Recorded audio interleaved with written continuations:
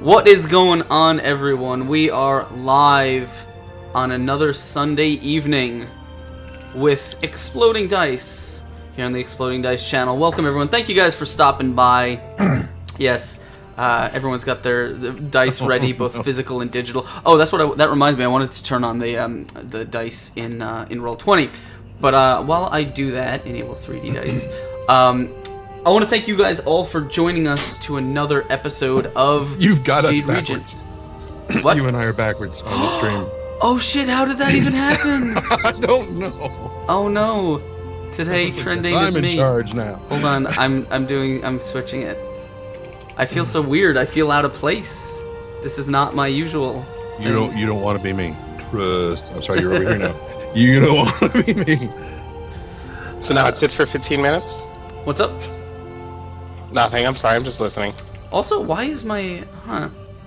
Maybe if I put it over here? I'm wondering why my cameras... There we go. Better? No? I don't know why my cameras are all weird today. It might just be the overlay may be doing weird things. I don't know.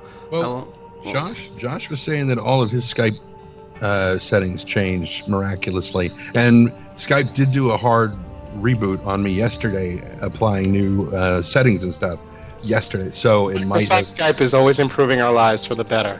Yeah, no, it's not Skype. It's actually Roll20, which is the cameras are all weird. So I'm gonna see if I can fix that. There you go, a little bit better. Okay, so all technical stuff aside, let's just dive right into things because we have a pretty intense game for you guys tonight. As if you remember, we are starting off right in the middle of combat, or yeah, actually smack in the middle of it. As the last time we were here, the players kind of uncovered some secrets, some very, very strange happenings. They slaughtered quite a few goblins, but we will get into that recap in just a second. But before we do that, why don't we go ahead and introduce our players and tell everyone watching at home who you are going to be playing tonight and what's going on with them. And we'll start on this side of me with the man who is in my spot, Mr. Trending. I did not sit here. And how often, I mean, really, I've given you a new opportunity for a new experience. How often do you get to start on this side? Because usually you're over here and everybody's that way. So now you gotta back and forth. Anyway, hi everybody. I am Trent Sparks. I'm a freelance voice actor. Sorry, forgot what I did for a living there for a second. Yeah. And yeah, I should keep it written on the inside of my vocal booth so that I can. Oh, right, that's what I do. Like this isn't indicating. And I am playing a human fighter named Balin Koth, who is usually pretty good about smashing goblin face, and so far has done quite well. It seems that dealing with larger humanoids is a little bit more tricky. So. They hurt. They do. They sting a little bit, especially when they seem to be like doing all monk Kung Fu stuff. Yeah. I know Kung Fu. Wow. And thank you so much right off the bat to Bird vs. Plane for joining us. Welcome, my friend. He's a cool guy who I played D&D. Well, I don't want to say D&D. I played Big Motherfucking Crab Truckers with him last night. He's a great guy. So welcome to the madness, my friend. You guys are so going to Pound Town. Oh my god. Oh, I know you did stop. You and your friends stopped by. Yeah, we raided you there. Yeah. Oh, it was such a fun game. That was yeah. But Shads no, I don't like to kill dragons. Generally, I kiss them sometimes. Anyway, Askren, who are you playing? I will be playing Askren. He is a dungeon master of extreme renown, and he's also very good looking and successful with ladies. I have heard the first part. Only 2 of those things are true. And you find out next time. Alright, so what about on that side of me? Mr. Xantor himself, Adam, who are you playing? Xantor. I'm Xantor. I will be playing the role of Adam, a project manager. Goes to work for the for a consulting firm / PR advertising firm. In my real life, I'm a druid searching for adventure, and I've just recently discovered the taste of mead and alcohol, so I will be doing my best to keep drinking. That's good stuff. And I had my tarots read, and I've been told I'm going to have a very shitty hard time, and I will do great if I'm brave. So I keep that tarot close to my heart. And that's about it. Oh, and I also just discovered how to fight, and next time I'll be a bear. So that'll be exciting. Good call. What kind of bear? A dire bear. Grizzly bear. Brown Grizzly bear. bear. A brown bear. I'm going to be a bear's bear. Yeah. Bear. The Bears. Chicago. Awesome. And like on And Chris, take it away, my friend. I'm Chris. I am playing a dwarven rogue named Lycon who hates tables. They're taller than me. Hurts my feelings. Just a little bit of a grudge. Yes, and all the way down on the end, we have a returning guest because unfortunately Ashley could not make it once again. She went from being sick to having work commitments. We will have her back next week. It'll be all fine. But until then, we still have our special guest with us. Josh, how's it going, my friend? I am stupendous. I'm Josh. I play a human paladin named Zachnafine Ramor. He's well known for making shitty one-liners and flirting with girls too often. Other than that, he just kind of showed up. Even I don't really know that much about him yet. So we'll find out more later on. Yes. All right. That's and it. So, as we get into the recap of last session, if you guys remember, we had started off the session with everyone just inside the glassworks where Xantor had kind of gone to scout ahead in insect form because he thought something shady was going on in there, and at the same time, Lycon and Balin had been given a note from an older halfling woman named, oh god, her name just slipped my head. Relevant NPC. No, I know her name, and I totally... Bethana Corwin, that's it. I had to check my notes. That's what I said.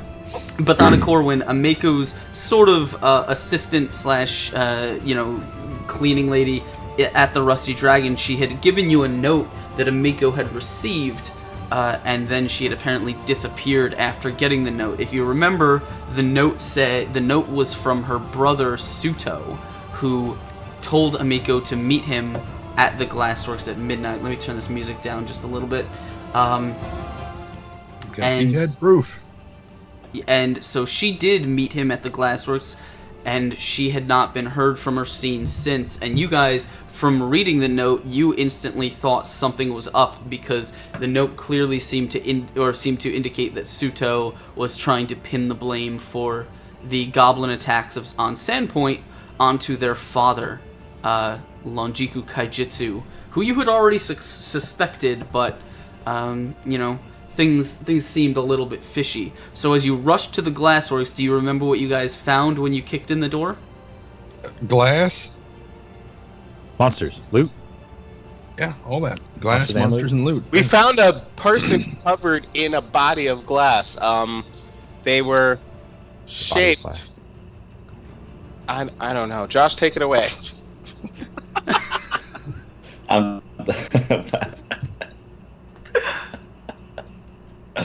I wasn't there for this part. Yeah, you were. Because you came in during the fight while we were, and you helped. I thought you guys were talking about before I entered. No, we're talking about the point after the fight was over when we went over and we found Longiko's body covered in glass and basically sitting in a chair glued to the floor, not mummified, but encased in dead Classified. glass. Yeah, and then we were like, oh, well, we should probably leave. And then some guy, the DM was like, no, remember why you're here? He asked us like 5 times. And it's like, oh, right, yeah, we should go find whatever. And so we all split up to go look at different doors. And I found the door apparently we needed to do. We went downstairs. Sorry, how much more did you want me? You're not over here. How much more of this did you want me to go through? You can tell as much as you remember. Okay, so we went down. I remember pretty much everything. So we went downstairs, and we found a piece of wall that was kind of broken through and rubble back and forth. And so while we were hemming and hawing back and forth, trying to figure out which way we were going to go, Santor was like, "This way," and goes right through the door, well, the opening in the wall, and Lycon and I went around the other way, and we eventually found these two hallways that kind of come together. And while we were heading down this very simple hallway, this dude pops out of a room and starts running at me, and he decides to head the other direction, not realizing that there were goblins hiding nearby, and so they came up and had me sandwiched on either side. It was fine because I turned one of them inside out and everything was okay. And then so while whatever was going on in the hallway to the south, I don't really know. I wasn't there. I was in the other passage, the northwest passage. Ah!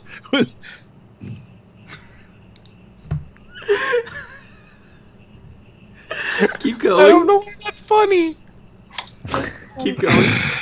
The northwest passage is. Yes, I got the reference. I'm talking to you. I was talking to the guy on the other side of you. No, it's just okay.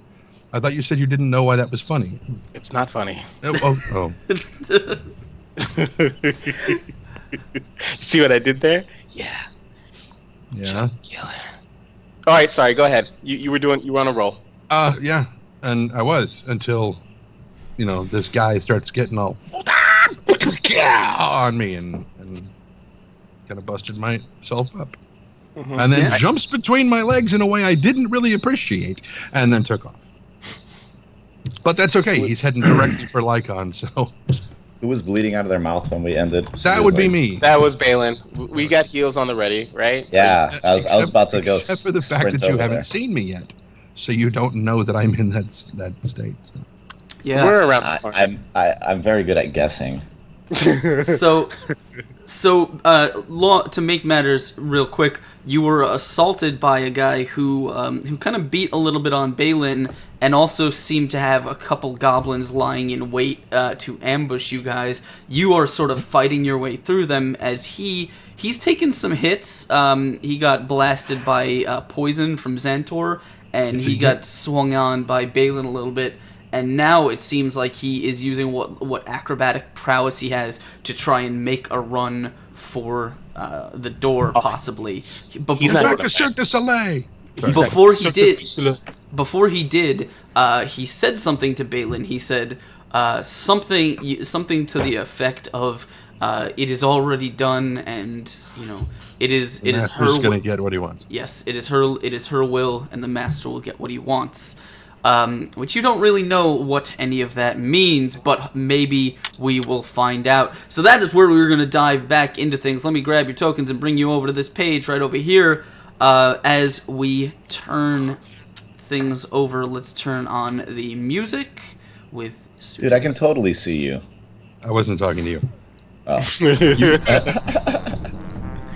I was talking to the guy on this side of you. Before we dive right into combat, though, I do want to remind you guys, if you are hanging out with us, this is something that I should probably have been mentioning at the beginning of every stream, but I always forget because I am like that. If you guys want to be a part of the show in a way that help, a little bit beyond yelling at our players and telling them what to do in chat, which you should do. I mean, you can do anyway. But we listen. Yeah, they may or may not listen, but that's besides the point. But if you actually want to kind of get your hands on the show and have a real good grip on it and maybe help them out in a more tangible way, you can always consider donating to support the show. You can click that donation banner right in the center of the page below the video. You can give the players sort of advantage on their rolls to give them die to add to their rolls. You can help by creating NPCs that will populate the game world. You can also, if you are very, very kind and choose to support us in a larger amount, you can have one of the players draw a card from the Harrow deck, which will come with a powerful boon or possibly a penalty, depending on what they draw. So all kinds of cool ways for you to get involved and help out our players and affect the game in your own way. Yes. They can drink with us too, right? you can always drink with us, because if you'll notice, off on that side, I can't reach with my finger, there. but it's all the way over there. There's a little posting up on the wood board, and it says drinking rules. And those are the rules by which we drink alcohol on this show. They're not the only rules by which we drink alcohol, but they're the rules that govern when we should drink more. Which means, on a nat 1, the entire party has been sabotaged and drinks. On a nat 20, the DM has been sabotaged and I got a drink. And on a new follower, everyone's got a drink. So, all three of those last week. Yes. All of them. We encourage you guys to get involved and do your drinking with us, because no one likes to drink alone unless you're George Thorogood. He's the guy who sang the song "I Drink Alone." That was a stretch. What? You don't... I got it. Y'all don't get that one. Oh my God! Everyone knows George Thorogood. I know who George Thorogood is. I just don't listen to his music. I think I'm gonna leave the stream now. That was painful. Listen to Beethoven and Tchaikovsky and the well, Eagles. they drink alone too. So, all right. Well, they're all dead. They're dead. So One of the Eagles. So let's jump right into combat here. By the way, I'm playing with my music again, so if you're in chat, do me a favor and tell me how the sound on the stream is going, so I can adjust it on the fly. I'm looking to you for feedback there. And if you want to give proper feedback on this, adjust the volume to the voices of us, and then once the voices are at a comfortable level, then tell them whether to adjust the volume of the music up or down. So. Yeah. So far too often people are like, the music's too loud, and then you turn it down and we can't hear any of it. So yeah. What's going on? One on 1C. How you doing, my Ionic. friend? Oh, that is okay. That's a way to pronounce that. It looks like 1-on-1C. It is 1-on-1C, yes. but it's pronounced. All right.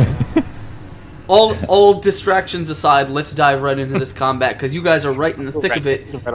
Unlikely. If you remember, Suto has just finished pummeling Balin a little bit and making his way down the hallway. So we are coming right up on Zaknafine. It is your turn. Yeah, these are made with grapefruit also.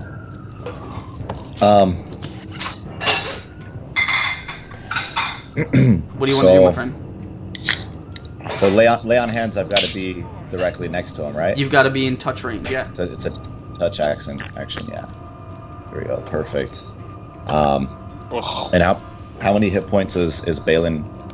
Oh wait, is Balin down? Do you see the little green bar above my head? Can you see the little green bar above my head? Oh, yeah, I can. I'm way down. I'm down to about a third. Doesn't give me an exact amount. I am at 5 of so many 17. hit points I can. Okay. I guess I guess I'll give him all 10 hit points that I can give for now. Okay. So you just rush up behind him and kind of place a hand on his shoulder.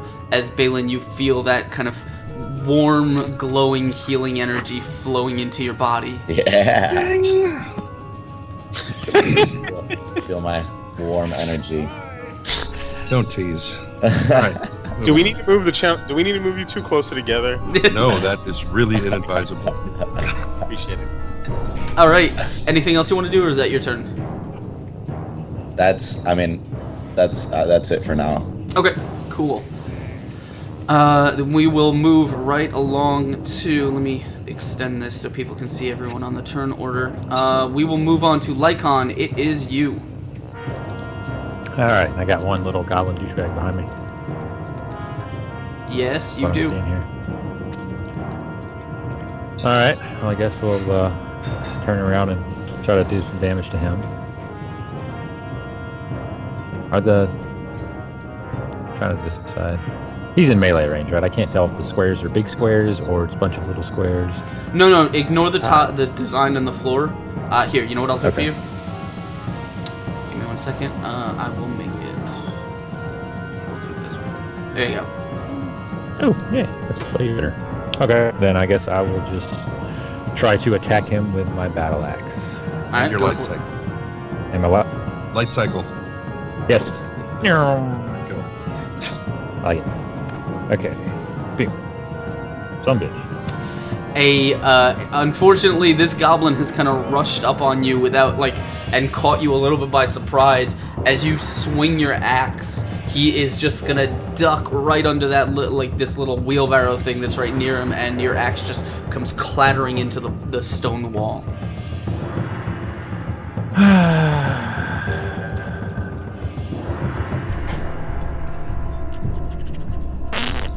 Then I guess that will do it for now. Alright. And on his turn, we've got this goblin is dead. But this one is going to, from under that little wooden wheelbarrow, he's going to attempt to jab you in the leg with his thing. Dog slicer. What the? Dog slicer. That's new. Yeah. And he is going to roll. Looks like he's double. Is that double 20s? I don't. That is a That is a 20 slice. and a 20. So we have to drink, right? So wait, what now? So the attack to hit is 23. Then what's the confirm? Oh, ignore that because that's for Pathfinder. That's the Pathfinder script. I should probably take that off. Oh, okay. Let me. You know what? Yeah, just take the first roll because I use the Pathfinder button instead of the 5th edition one, but it's the same. It's the same value. So he rolls a 20 to hit you, which means he is going to get. He's going to get a second 1d4 in there.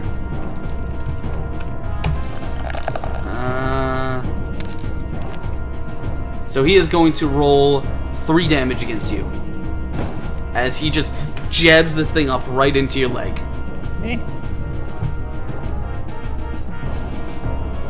Alright? Alright. And we go to the top of the round. Balin, what do you want to do?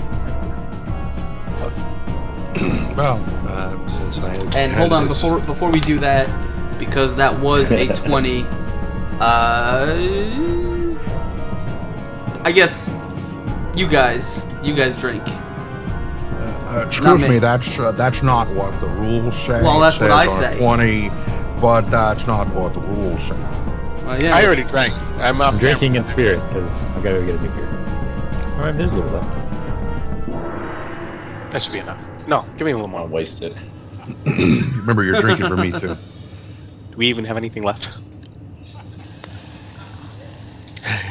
One day.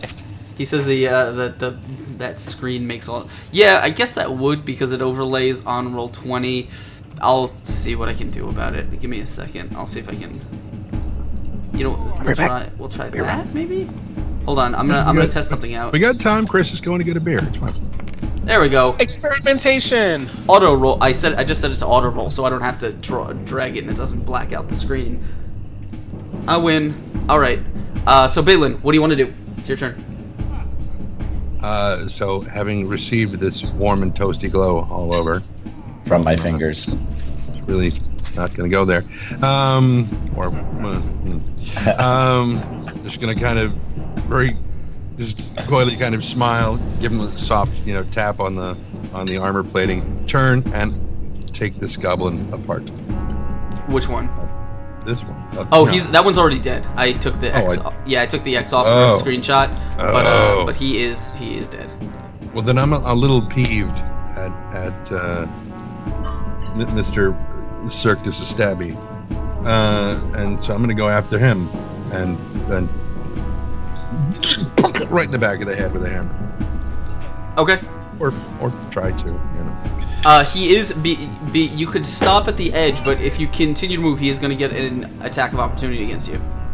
Moving into melee also triggers attack. You're moving through a threatened square.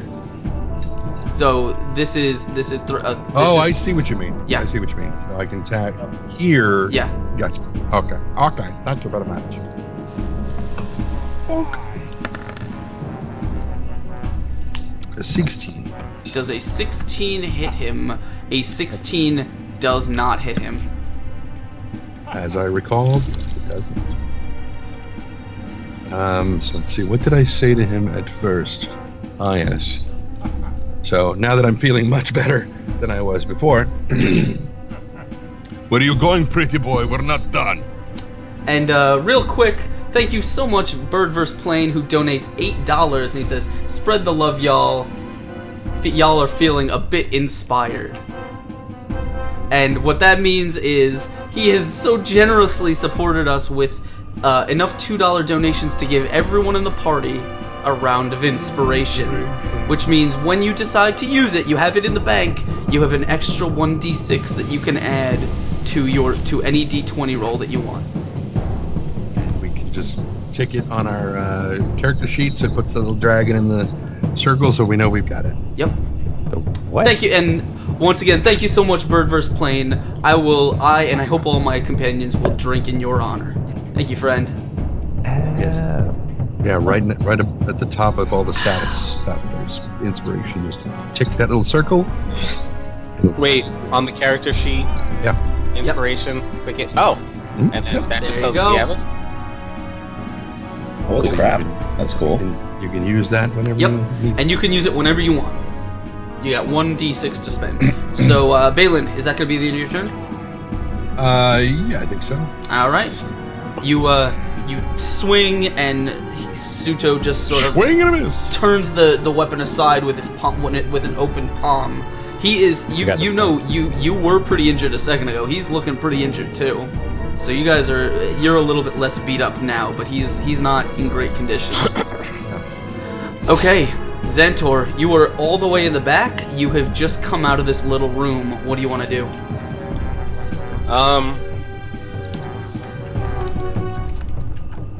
I think I need to look it up because I might be wrong with these actions. Just forgot what I was going to do. Or rather, I just Target remembered. speed increases by 10 feet. So, if I cast Long Strider, can I make it out to the hallway where the party's happening? Over here somewhere. Wait, yeah. Over here. I can't even see it. Can I make it past this to here in Long Strider and still have my opportunity to... What's your regular movement? What's it's your normal movement? It's 30, right? Put it in the dishwasher. My normal movement is... my normal speed is 35. Okay, and a long strider adds 10. 10, so that would make you run 45 feet on a standard move action, which, just remember to go over this square right here, not this one, costs 10 feet. So anything other than that, you're fine.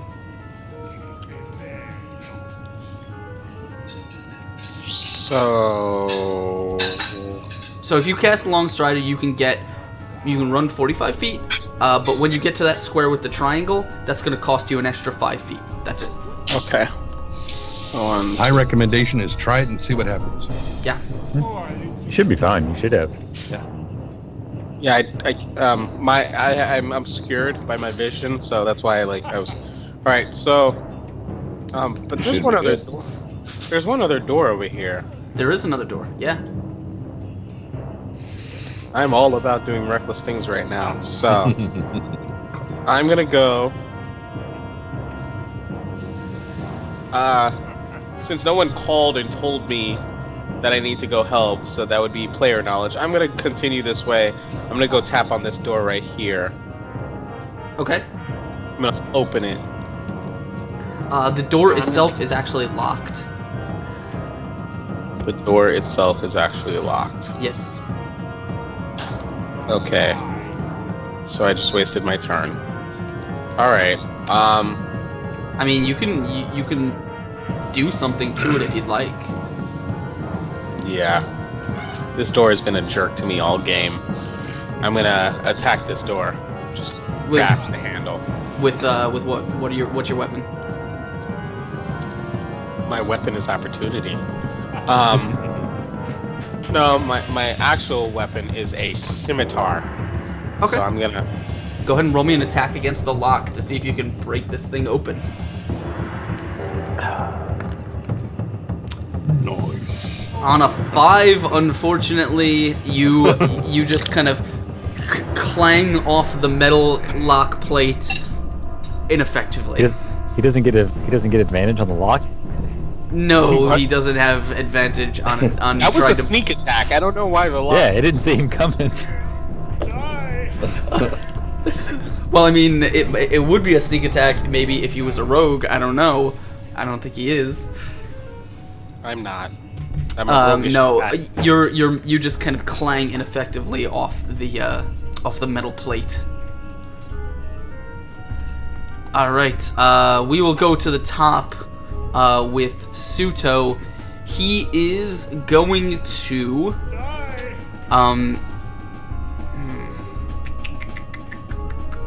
let me check something here.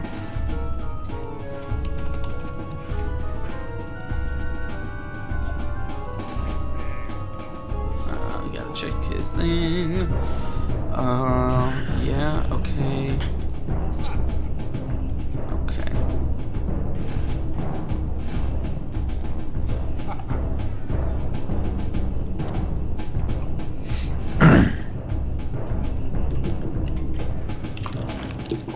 All right.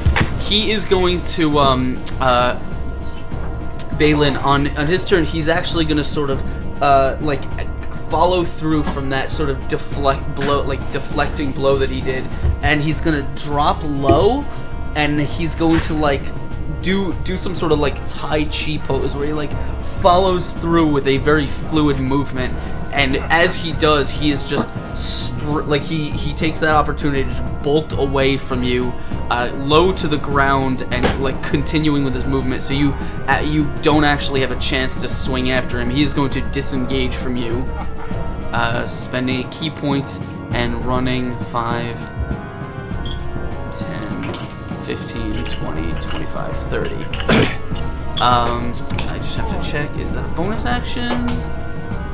Yes. Okay.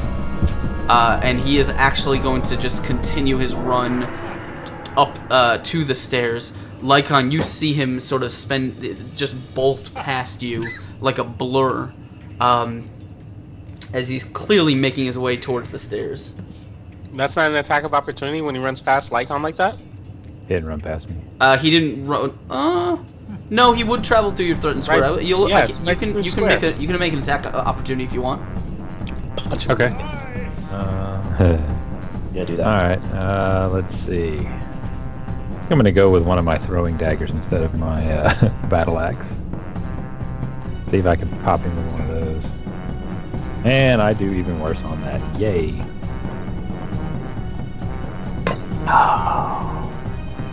Yeah, a 10 is not going to do it. As you just attempt to sort of wing a dagger at him as he passes by, he just sort of turns sideways as the dagger kind of flies past him, and then continues on with his movement as he reaches right over there. And as he does, he's going to kind of shoot you a very angry look. And you know he's easy, like, if you guys don't do something, he's going to get away. So that's going to be his turn. Zach, what do you want to do? When I first came over here, I couldn't really tell if this is I'm assuming this is a door, like right here, right next to me, right? Is that? Yes, that is a door. It's kind of hard to tell. Okay, so I'm just gonna turn to my left here and check out this door, and not necessarily open it, but test the handle to see if it's locked or unlocked. Okay, let me check. I don't think it is. That is number 20, right? Yeah. Yeah, this door is not locked. Okay, perfect. I'm gonna twist it open, and then kind of like I'm gonna kick this door in. All right. Prepared. You Prepared for blood. You kick the door open with your boot. What is that? You are looking at what appears to be a room that's lined with shelves. All of them are just kind of filled with various types of finished glassware, windows, jars, pots, things like that, all kind of stored on the shelves around this room. Does it look like, if I look in, there's no other people in the room, right, that I can see? No, there's no other. I believe you should be able to see into the room. I can see. Yeah. I can see. It's just. Yeah, no, you don't see anyone in the room. Okay. right then. I mean, that other guy ran off ahead of Balin over to the right over here. Yeah. Mm-hmm.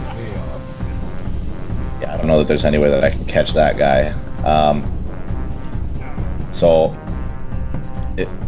can I come down next to Xantor here and try and help him open this door? Yeah, you can. How you can attempt to assist him if you like. You just tell me what you want to do to kind of give him a hand. Well, I have pretty high strength. I just want to know if I can move there and try and force this door open at the same time. You can't take his spot because he'd have to move out of the way, or you could you could switch with him on his turn, but I'd say you wouldn't have enough action left to make a strength check on the door to open it this round. Yeah, that's what I was afraid of. Okay, well then, for now I guess I'll just hang out until I can see. I'll call out to Balin, and just kind of ask him if he needs assistance, and then I'll just wait for Xantor and Balin to kind of see who needs me more, and I'll head towards them next turn. Got it. Lycon, what do you want to do? If I use my disengage bonus action, I won't have to worry about attacks of opportunity. But can I move around him and get in front of him? Or hold on, let me check. So disengage. If you take the disengage action, your movement doesn't provoke attacks of opportunity for the rest of the turn. So yeah, you could. Well, I don't know if you could get in front of him because it's kind of a cramped hallway and he's taking up a lot of space. But you could disengage and then grapple him. Do something else. Yeah, that's not a good idea. Dwarves are stout. You could totally grapple. No, my strength sucks.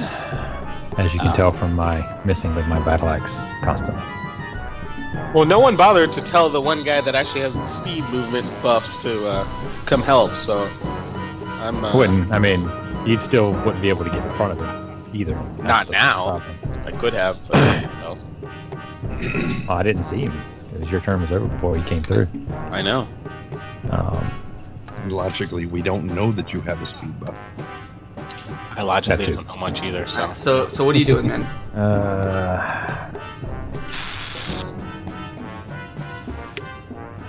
Alright, well I'm going to use disengage so I don't get attacked from either one of these guys. I'm just going to move up to him. I can at least still see down the hallway slightly. It's not going to do as much good.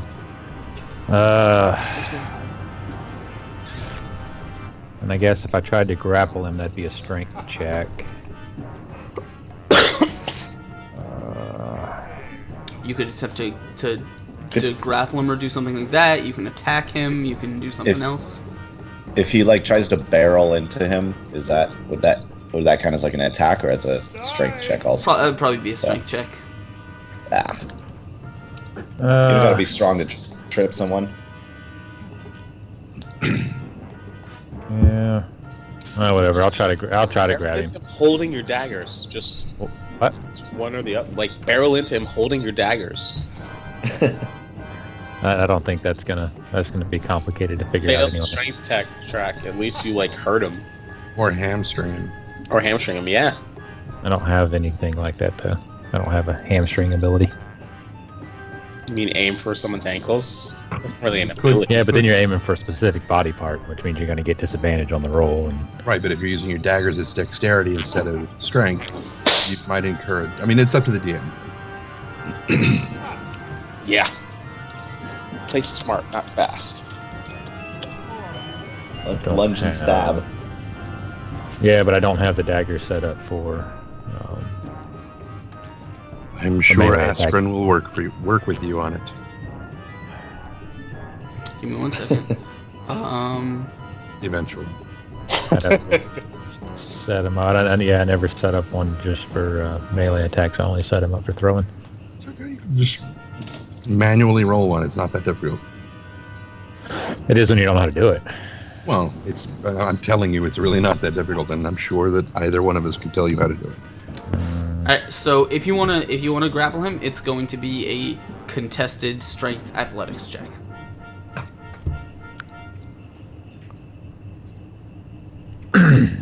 You have And- athletics. And what if he wanted to try to lash out with a dagger and like slice an Achilles tendon or hamstring him or something like that? You mean he wanted to like attack him, but possibly non-lethally? Oh yeah, I want to kill him. I mean, No, you can. It's more you of a called shot, really, but in Well, an that's- attempt that's to not slow really him down. You can make an attack, and if you want to sort of do something special or different with it, you can let me know, and then we'll figure out a way to make that happen. So if you're gonna use your weapon, it's just gonna be a straight up attack roll, and then we'll figure out whether it needs to be contested or not. But if you want to attempt to grapple him or trip him, it's gonna be an athletics check.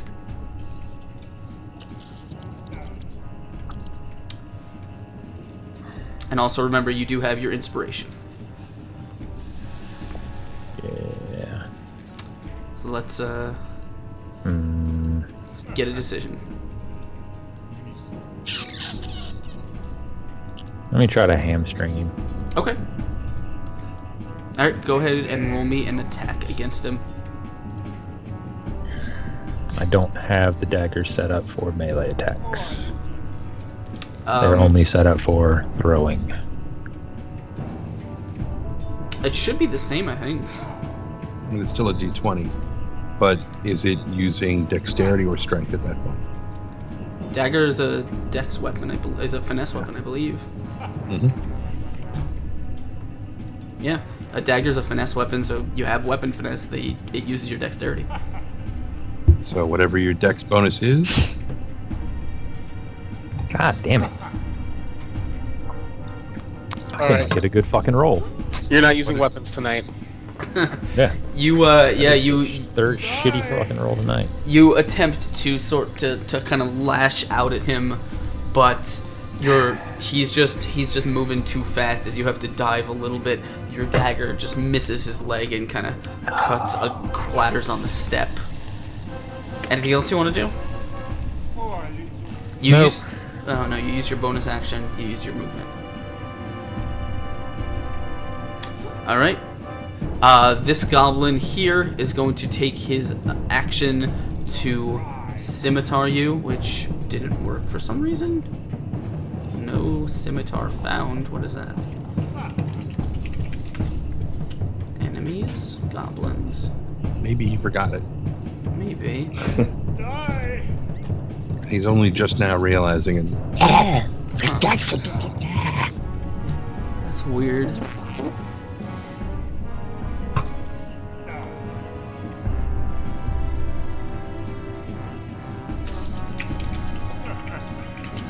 That's weird. I don't know why that's doing what that is. So let's just do it from the character sheet. Scimitar. He is going to get an 18 against you. Yep. All right. That is going to be 4 damage.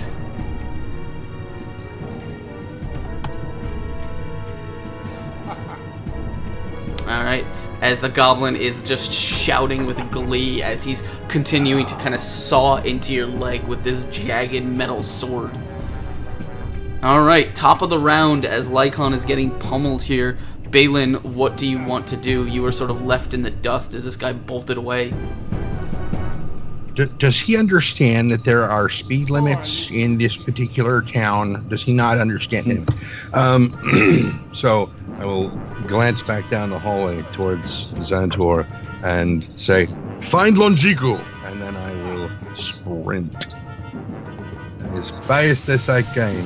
Alright, you wanna take your dash action? Yeah, Okay, that I believe is 60 feet for you. and that would. How do we do the stair-steppy thing? Spacebar. So Pick up your token and just hit spacebar in every square. here, here.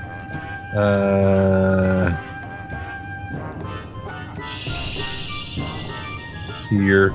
Because if I move any further than that, I'll get an attack of opportunity from the Giblin. Wait. Did he already use his reaction this round? You don't No, know. it's a new round. It's a new round. It doesn't matter. So I will have to stop there, which was 45 feet. So I have a bonus action left, right? Or is the dash the bonus action? Dash, I don't... Here, let me check something. Basically, I'm just trying to figure out if I can still attack. When you take a dash action, you gain extra movement for the current turn. Increase equals your speed. With a speed of 30 feet, you can move up to 60 feet. That's pretty much it. So dash is your action. Okay. Yeah. My bonus action, I can't attack with.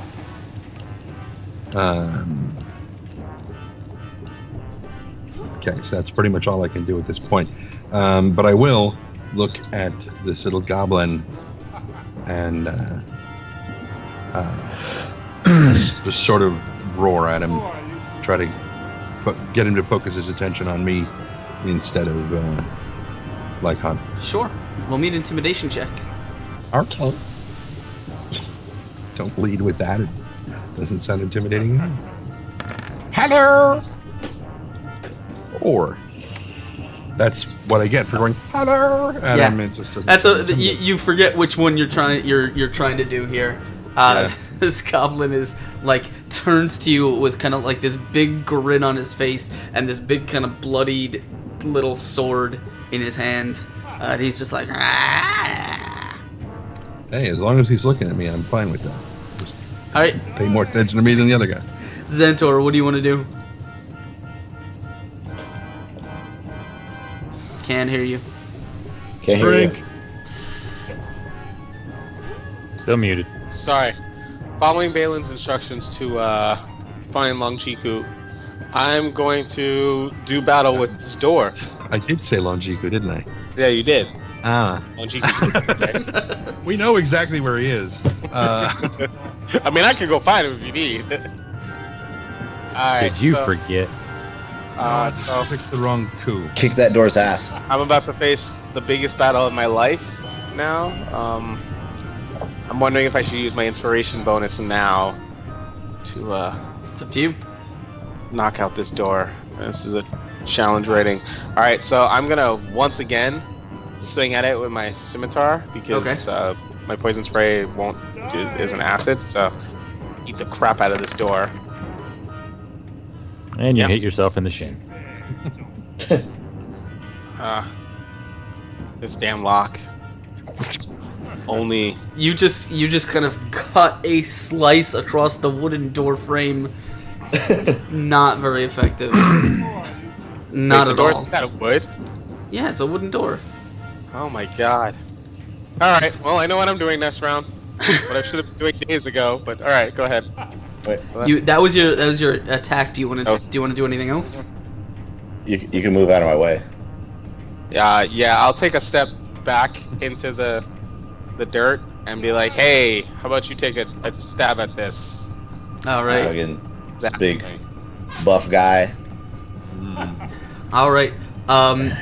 So as you take a step back on his turn, Suto is going to take this opportunity to sort of spin around and kind of make a spinning kick at what's at Lycon. Come on, be short. Lycon, this is an unarmed strike against you. Jesus, how Just many take the- dice does it take? Just take the first one.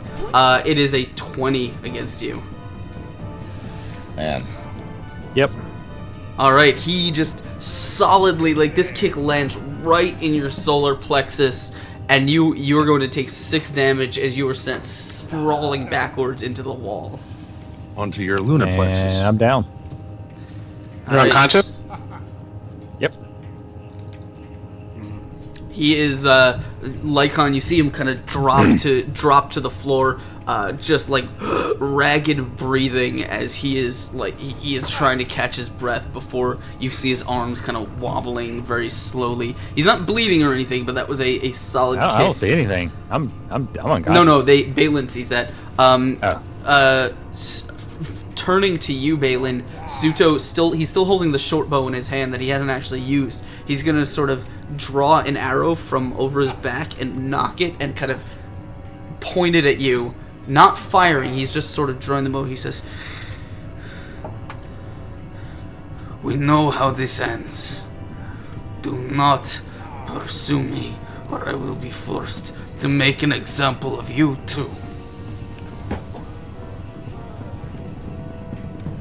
And that is gonna be his turn. He's just gonna kind of stand there with arrow, like staring you down. Zach, what do you want to do? Die! So I'm gonna make my way downtown. Come down here. Downtown. Then, since I got some decent strength here, I'm gonna try and just brute force my way through this door. Okay, give me a strength check if barrel you want. into it. Yeah, give me a strength check. So I can make it happen. And that's what I'm talking about. Yeah, you kind of take your chainmail shoulder and you just barrel into this door, and as you smash right into the corner of it, you hear sort of the splintering of the lock plate as the wood is separated from it, and the door just cracks inward. The door hasn't flown open, but but you broke the plate off, so you can just sort of kick it open. You need a drink, by the way. That's not a natural 20. That's not a natural 20. It would be green if it were a natural 20. Yeah. Oh. I'll still drink though. I'm not scared. I'll drink. All right, cool. So we got this thing kind of busted open. We're not all the way through it, but next turn we should be able to. No, you can sort of shove it open if you want. Oh, can I still this turn? Yeah. All right, great. After I barrel it, I guess I get knocked back a little bit, and I just take my huge boot and just fucking force my way into there. All right. Let me move this here. I'm really into kicking doors in. It's kind of my all right. pastime. When you moved, I was like, oh, it's just it. The door, the door smashes inward. You see inside is a dark room. It is not illuminated in any way. That's ominous. Die! Well, I already took a move action and that action, so I'm done, right? Or can I still come? I'll say you can kind of peek. You can kind of peek your head in. Okay, so should I move my character or just? Yeah. Okay, so I'll just move into this first spot here. So I guess there's still nothing really to be seen in here, or is it? So as you kind of you make your way into the into the room, you see as your eyes kind of adjust to the darkness. There's where is it here? You see a young woman, and she's kind of lying on her side, both wrists and ankles kind of bound with rope, and what appears to be a cloth kind of blindfold and gag on her, as she is just sort of sitting in the corner. You can see her kind of move a little bit when she hears the door smash open, but she can't really do anything as she kind of struggles against her bonds.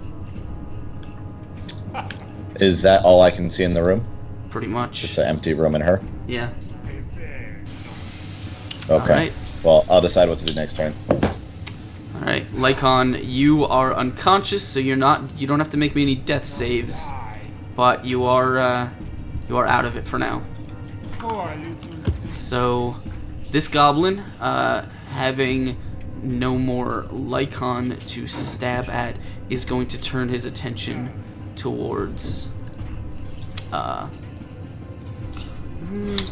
Balin. Actually, he's actually gonna sort of he's gonna kind of point his sword at Balin and sort of scamper this way, like almost up to Suto's side, cause apparently you get the sense that he's kind of in some way following him, but he's still kind of holding the sword out to you, just kind of trying to keep you back. He's not really saying anything though. No problem. All right, top of the round. My turn then. Xantor, Lycon needs your help! And then I'm going to lunge at Goblin Face and grab him and hold him up in front of me as a human shield and head towards Sudo. Go ahead and roll me a strength check to grapple him, or athletics. Athletics? Yes. 12. 12. Do you want to add your inspiration? I would love to add my inspiration. Sure. Do I just click on the word inspiration or click Or on you the can thing? just roll a d6. Oh, okay. Well, let's roll a d6 then. That's 1. Yeah, that worked well. All right. Well, But that's it's going to 13. be that is going to be contested by the goblin. I believe that he is he's got shit all for that. Actually, I believe a goblin has shit all for it anyway. Oh yeah, his strength is -1. You can grab onto him pretty easily. So I'm using him as a shield so that he will absorb any arrows that might get shot at me. All right. I'm going to rush toward Sudo. Okay. So you grab the goblin. He is gonna here. Let me. Oh, I'm holding the wrong key. Oh my god, I'm blind. Okay. He is going to You're sort of holding on to him as you take a step into towards Suto, holding this thing in front of you. You can't really attack him or anything now, but you are kind of holding this thing between you. Yeah. Goblin counts as a weapon, though, just so you know. Well, what I'm doing, improvised weapon. while I've got him, I am charging. I'm going to slam into him with this goblin. I mean, I recognize that it still counts as another attack to charge The into him. goblin's like, That's what I'm doing. Do you have your action surge yet? Yes, but I already used it. Okay. I used it last week. Yeah. So you you can kind of barrel into him on your next round. Xantor. So hearing, Yeah, you can hear Balin pretty clearly. so hearing that my buddy's down, get into pose, get down, finally use Longstrider, pew! Come running around the corner, back to where we were, where I heard the sound, to cast Cure Wounds. Okay. If you've already cast Longstrider, can you cast Cure That's Wounds? what I was about to check. I don't understand how Longstrider works then, because Longstrider is a buff. But it's still Is a it an spell action slot. or a bonus action? I believe it's an action. Let me check. It is an action. Casting time, 1 action. Yeah. Okay. So you can get up to him, but you can't cast another spell this round. Unless you have a healing word bonus action. I will allow because it's a rule that I think worked for other people. I will allow you to cast cantrips as a bonus action. Okay. Yeah. That works then. Let me see what I have in my cantrip box. I may have messed up my spell book. Give me 1 second while I look up something really quick. That's fine. Healing word is a bonus action. I don't think he has healing word. I don't know that anymore. Yeah, I believe that's a that's cleric probably spell. That's a cleric spell. Never mind. But No, druids get it. Bard, cleric, druid. Evocation, level 1, bonus action. Healing it's level word. 1. that's level 1. That's Not a okay. cantrip.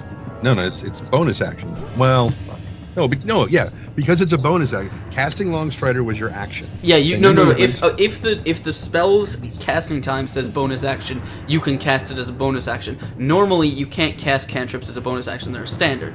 But because I think it makes a little bit more sense, I will allow you to cast cantrips also as a bonus action, even though that doesn't say it in the rules.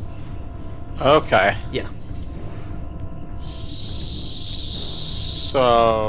So I'm gonna get there, and I'm gonna see Lycon on the ground and Balin holding a goblin, which I find hilarious. And then, because I can only cast cantrips as a bonus action, dun, dun, dun, dun, No, if the spell is a bonus action, you can cast it as a bonus action. the Which spell healing is... word is a bonus action. Oh, okay, because otherwise I was gonna use my other cantrip. So, healing word. Okay. Can I interrupt real quick? Yeah. For a quick rules question. Yeah. I think I may have done something wrong. Okay. When we went up to second level, I get a plus. It says +2 proficiency bonus. That doesn't mean I get +2. That's just I get +2 total. Like I don't get another +2. Hold on it's one still second. at +2. That's in Is that how that that's works? in the rogue thing. Yeah.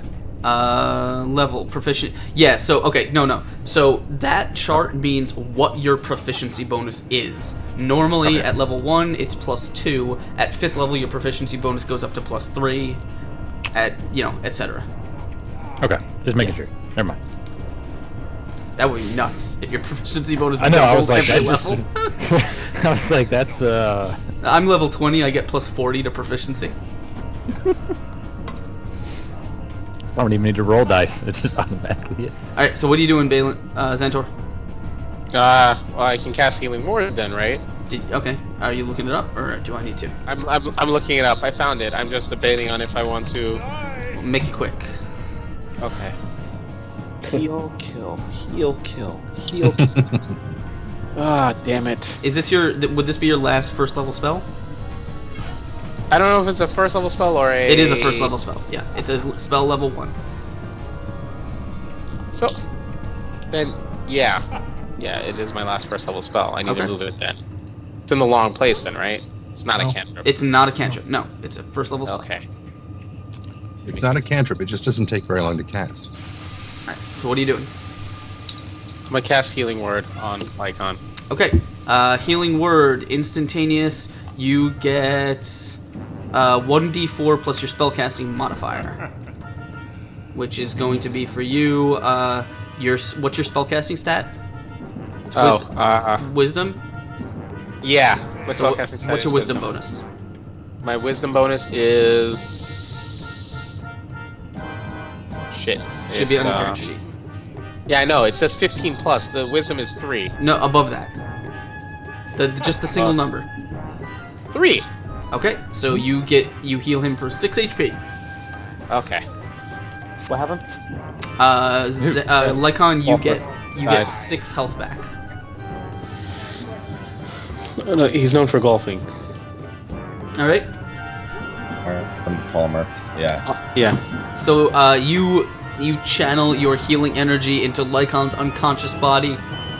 He kind of feels the breath swelling with him. Lycon, you will kind of come back to consciousness. However, you are still prone on the ground. So Question. Yes. Since it's a healing word, can I choose how I heal him? Go ahead. Nice. Alright, so I'm gonna lean in real close so he can feel my breath on his neck.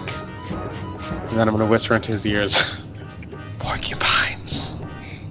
And then I step away, and that gives him his 6 health back. Okay. Yeah, Sounds good. There we go. You're a special kind of person. Don't want to know. I wish you would have let me do that with Balin. You didn't ask. Yeah. Adam All right. will always ask. All right. Suto is going to. Unfortunately, he does not have a key point left to spend. I find that fortunate. He is going to have to fire his arrow at Balin. So here's the thing. I'm going to give him disadvantage because you have a goblin in front of you. But because you have a goblin in front of you, you can't actually, you can't like make an opportunity Dodge very attack. well. Yeah. Well, no. Normally, firing in from melee is a bad thing. Oh, right. Yeah. Right. But you can't attack him because you got a goblin. That's in your fine. hands. So he will roll. He will roll his bow, but he has disadvantage on it. So let me check what this is.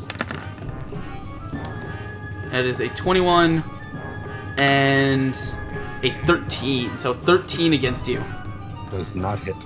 All right, the arrow just sinks, like cuts through the goblin's shoulder, clatters off your chainmail shirt, and flies back behind you.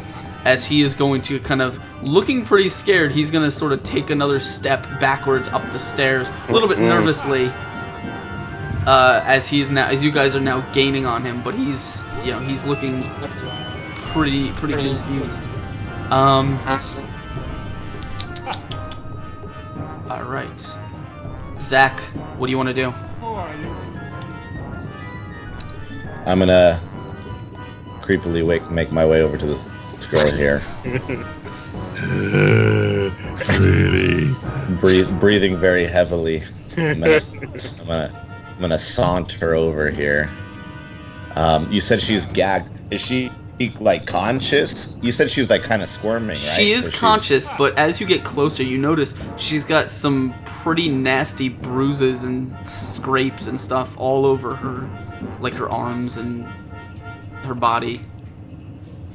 Sorry, babe. I already healed my boy. Okay, so I'm just gonna kind of remove the gag from her mouth so that she can speak. Okay. And does she say anything immediately, or is she waiting for me to talk? She when you kind of pull the cloth away, she'll kind of gasp for air. She says, "What's going on? Who is that?" Oh wait, is she blindfolded too? Yeah. Mm-hmm. Oh Jesus! All right. I also removed the blindfold so she can see how handsome I am. I can remove the blindfold, and I don't really know her intentions, but I'm gonna assume that she's a friend. So I'm gonna say, like, hello, we're here to help. Who are you? She kind of looks at you like a little bit scared, a little bit confused. She kind of coughs. She says, "Amigo, what's going on here?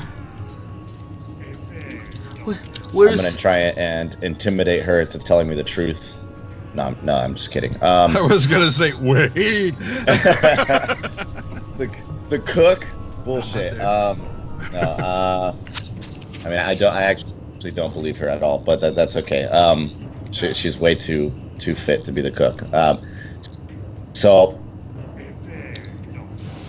I'm going to, because I'm kind of big and burly, I'm gonna grab her and kind of just carry her on my shoulder. I'm not necessarily gonna untie her and get her free to be able to do whatever she wants, but I'm gonna pick her up and kind of take her with me.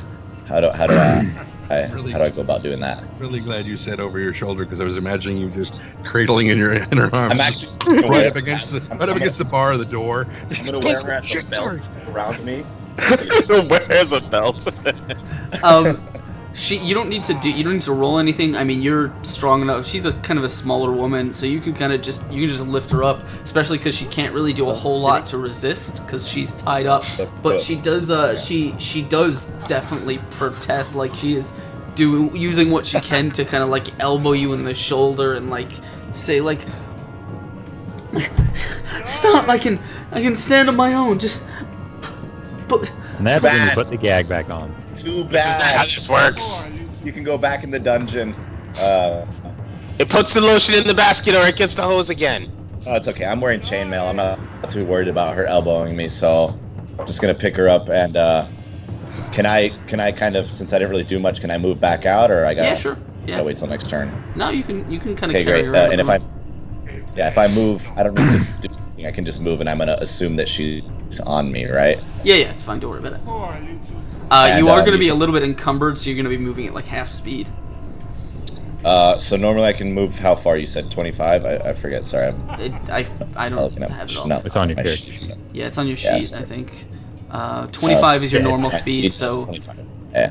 yeah, So let's just like say 15 because we're being nice. close enough. I can.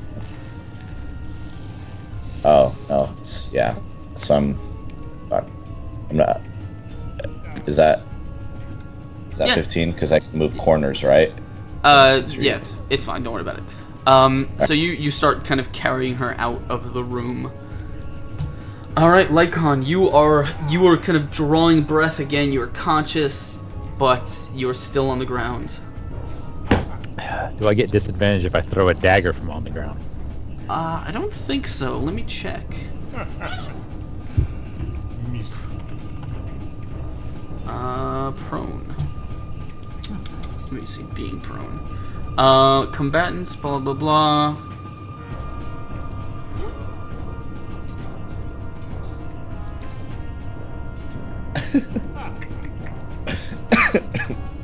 No. Yes. So when you're prone, you have disadvantage on attack rolls. And getting up will be my action, right? Getting up is a Your movement. yeah, is a movement. You can Oh. stay down there. It'll make my next turn easier. Just saying. Yeah, I lost my space. Yes. Hang on a second. Die! Alright, I'll find that later. Okay,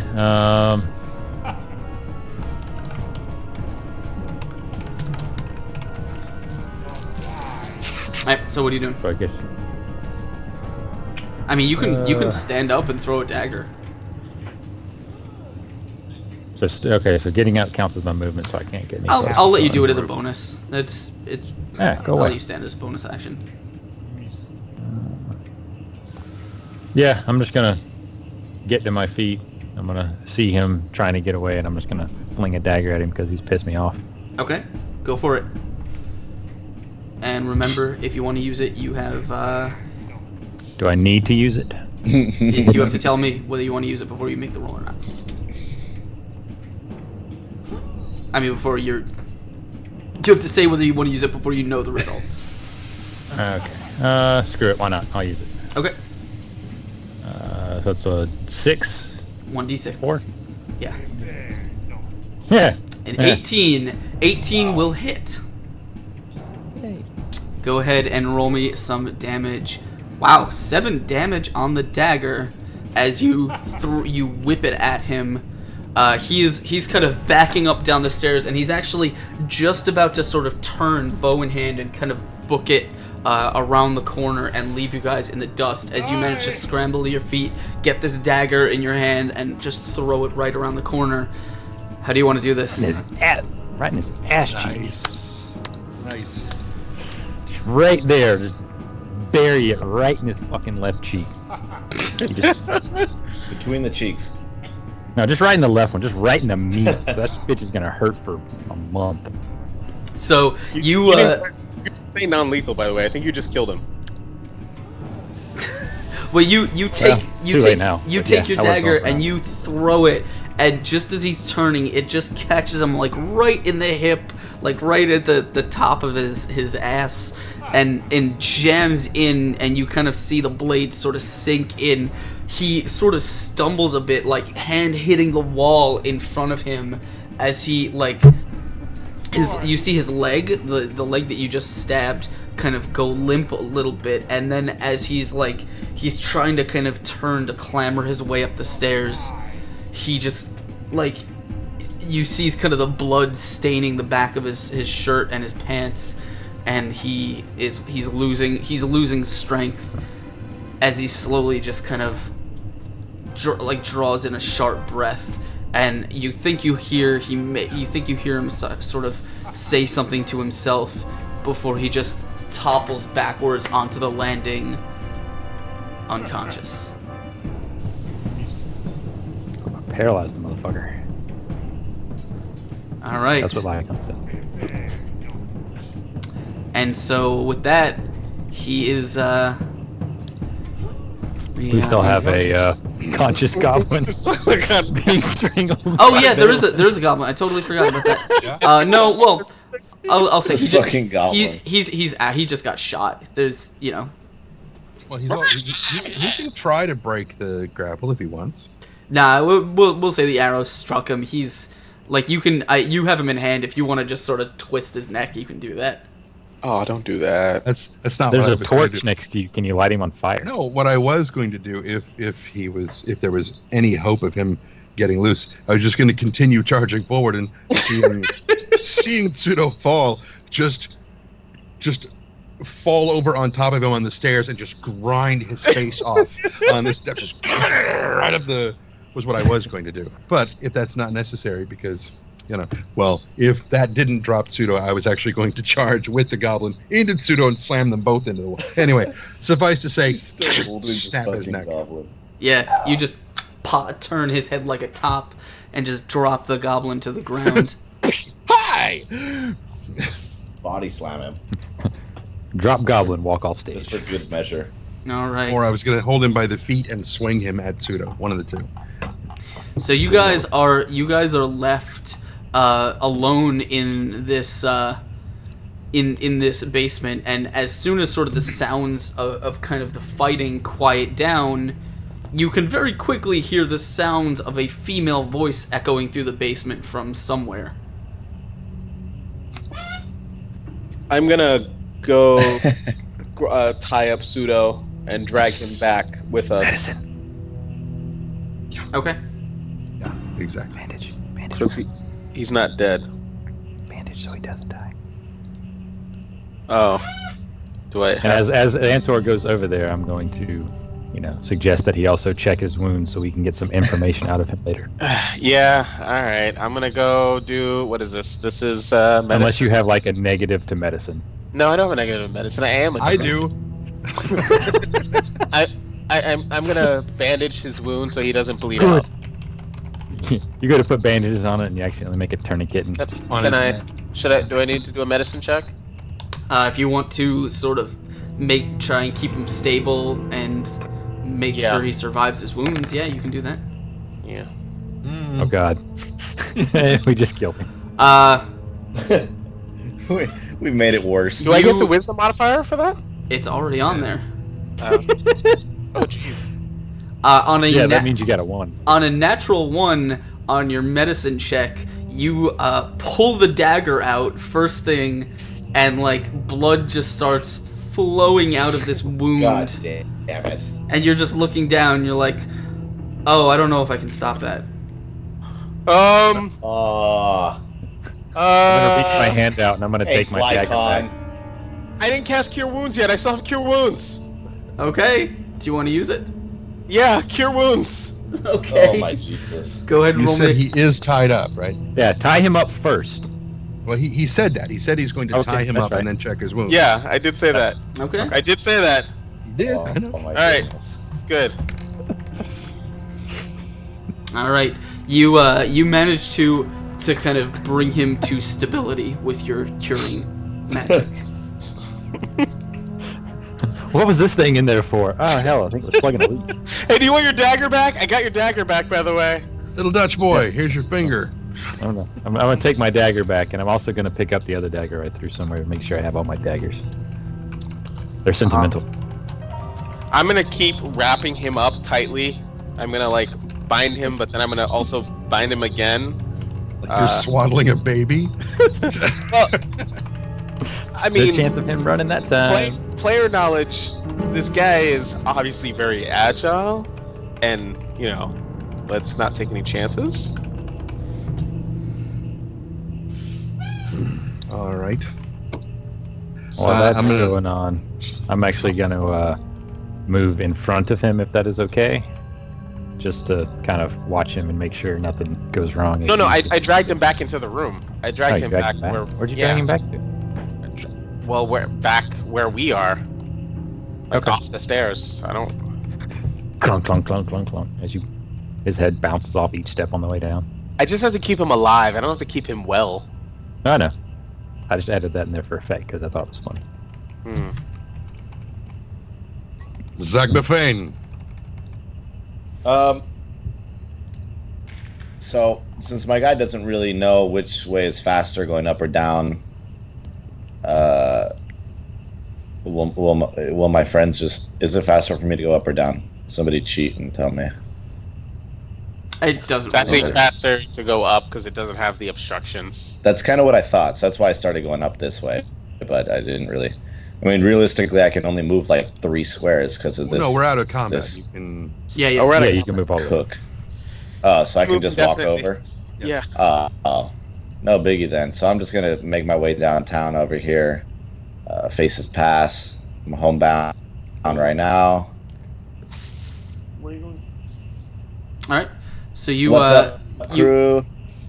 yeah, you come around the corner, and Balin, the first thing you notice is he's got what is very obviously a tied up Amiko slung over his shoulder, and she is protesting a little bit. Okay, you should release her immediately. No, you should stay on the couch. I'm bringing it out. You're And while I'm telling him this, I'm going to kind of lean over and kind of pull Hey, Amika's it's still face my toward me. turn. Go. It's all right. I know that. I'm just telling you. It's all right. You're okay. You need to let her go. My belt. All right. Okay. Well, yeah, I'll be fine with that. I'll really, now that I'm with my friends and I can see what's going on, I'll kind of let her onto the floor. I haven't released any of her bonds because I'm not of that opinion yet, but I'll let her down so she can not be, up in the air. And Okay. I'll end my turn so I can. Well, yeah, you don't. discuss You're not with really everybody. we're not really in an initiative order, so it's not. You don't have a turn. It's just kind of you can do whatever you Yeah, I want. know. Sorry. Had a So few drinks, Amiko, you'll put her on the ground. She's still out of breath, but in the light, Balin, you can see she's bruised. She's in pretty bad shape. Well, as I'm kneeling down and pulling out a belt knife that I would normally use to eat with, Nice. start removing her bonds and seeing these bruises. Did he do this to you? I'm not pointing at you. I'm pointing at her brother. She's kind of here. Hold on, I wish I could mute him. Wait, that's her brother? Yeah. Enough for lunch for tomorrow? How do Hold we? on. I'm sorry, I I'm waiting must have for missed that. I'm waiting How do for we know Adam that? to shut up. Yeah. That's okay. I can talk to Balin. Oh, dude. Balin, how do we know that? Sorry, I must have missed that. Well, we know who she is. I just don't. Yeah, I don't know if you ever met her, because otherwise you probably wouldn't have done that to her. I mean, the leaving her tied up and carrying her around. Yeah, like that. no, I didn't. No, I never met. But Well, I we never found met a this note. person. We found a note from her brother saying to come to the glasswork. So logically, it makes sense that is probably who that is. Yeah. Okay. And they do look a bit alike. So. I never met this person, so I'm So very she's sorry. She's like breathing raggedly. You can see she's got cuts and wounds. She's honestly barely hanging on to consciousness at all. Like she's pretty badly wounded. Though she's not bleeding out. She is stable. Don't let Xantor near her. It'll make shit worse. Xantor, either you or Lycon, can you search him, see if he has any healing potions on him? I'll search him. Yeah. What is Okay. it? So I will let Xantora kind of go over his body. Amiko is kind of breathing raggedly. She says, "I don't know what happened. He told me to come here. He said that he wanted to talk." We saw the note. Should I put the dagger back in the body? No. Okay. Besides, Lycon already took it back. Yeah, my So, so you don't have it anyway. Yes, we saw the note. That's why we came.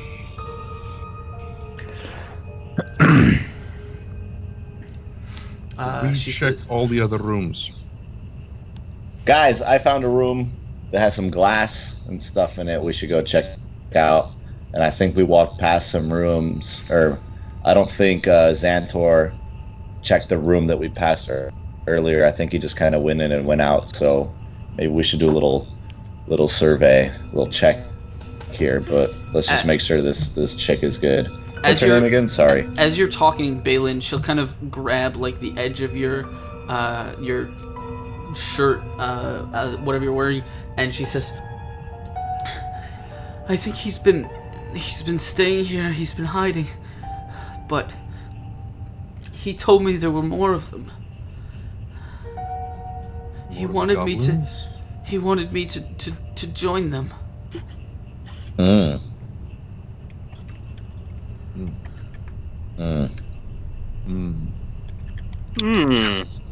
So did we heal her yet or not? No, not yet. Okay. So let's focus on that real quick, yeah? So she stops like gasping for air. If you want to heal her, you can. Well, I thought we were searching for potions or something. What came up? Yeah. Do I need to roll any? Yeah, roll me a perception check to check him out. Okay.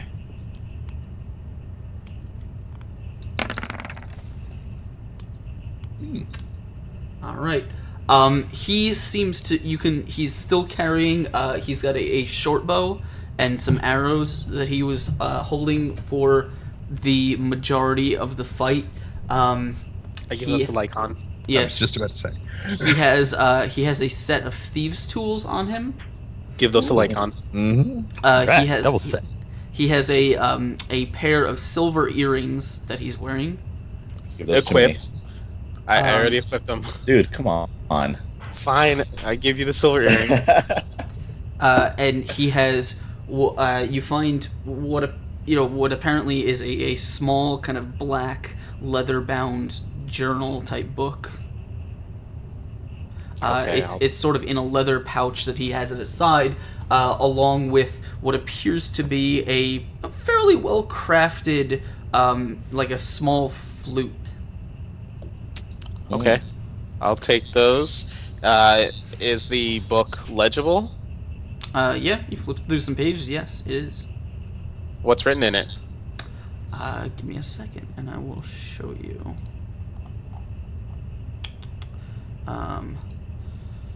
Edit to this will go into Xantor. There's 1, and there's 2. If you check your journal, you should have 2 pages from it. Oh, okay, cool. Yeah. It's just a regular bow and arrow that he handed me, or is there something different about it? No, it's got some intricate carvings and stuff in it, but it doesn't Rich seem guy's like it's just a normal short bow. It's left-handed.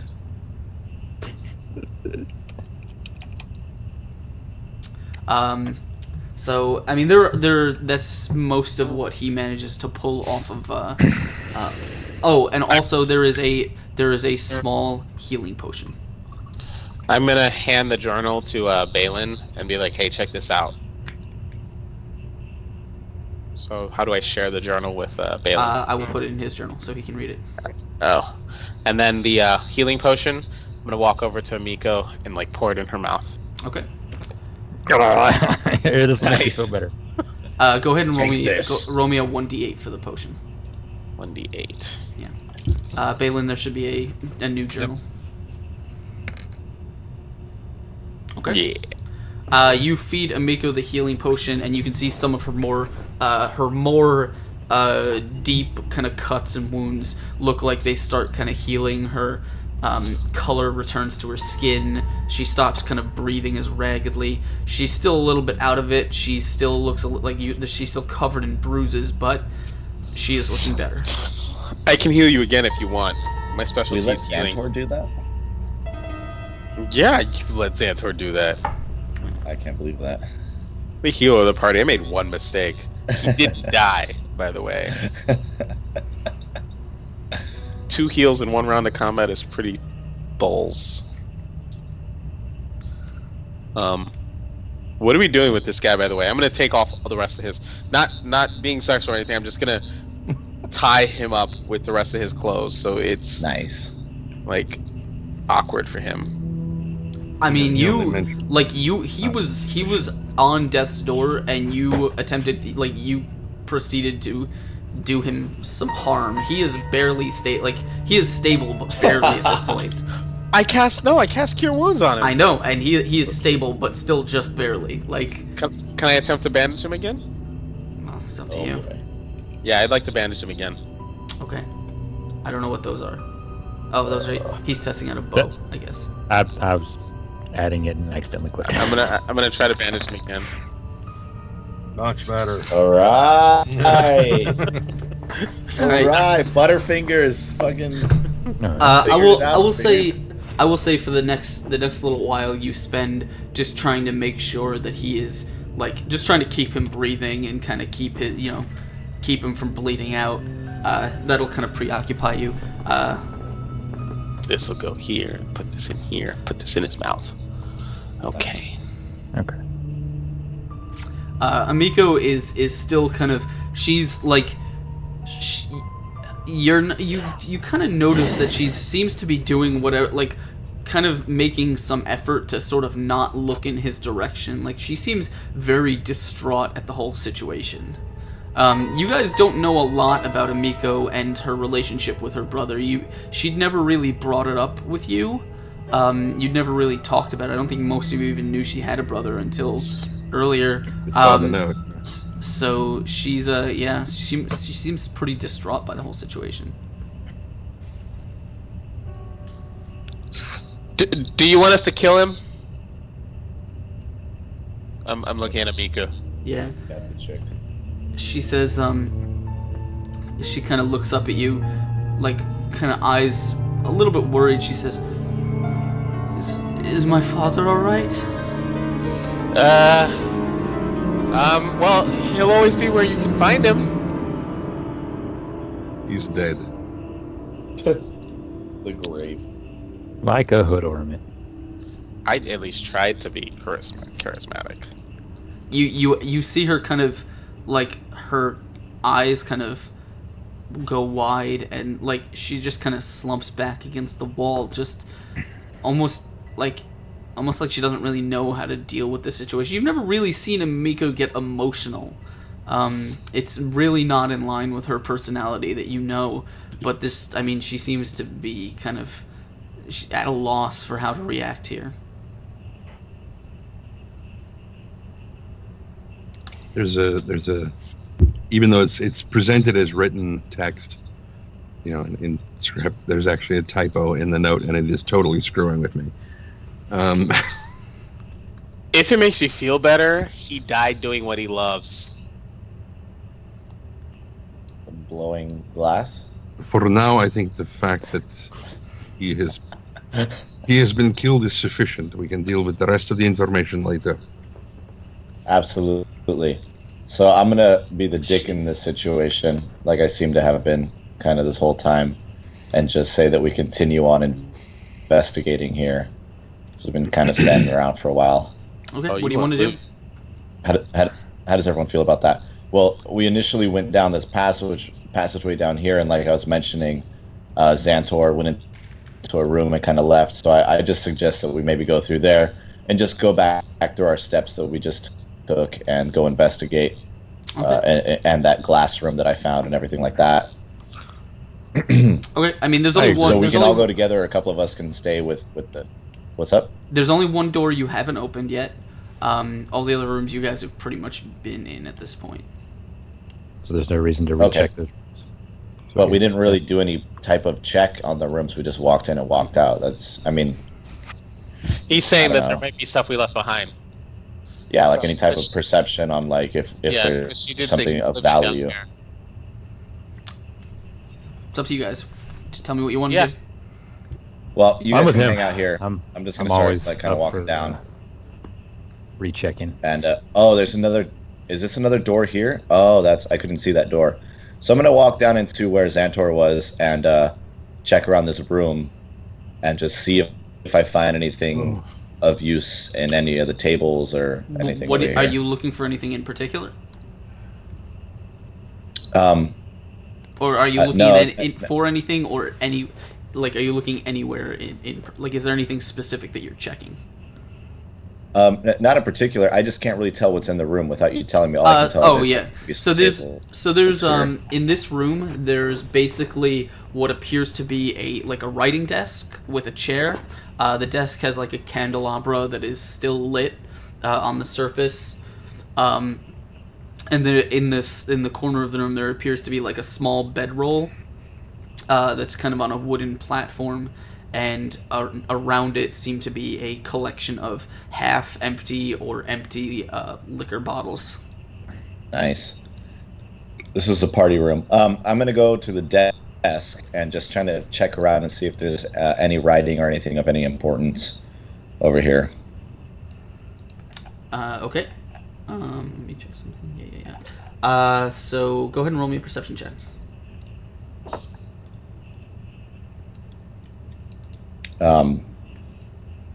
Shit, where is that on my sheet here? On your skills. Here it is. Sorry. Hold on. My music went off and I want to get some more music going. What's good here? What do we have that we can put on? No, I can't put on that.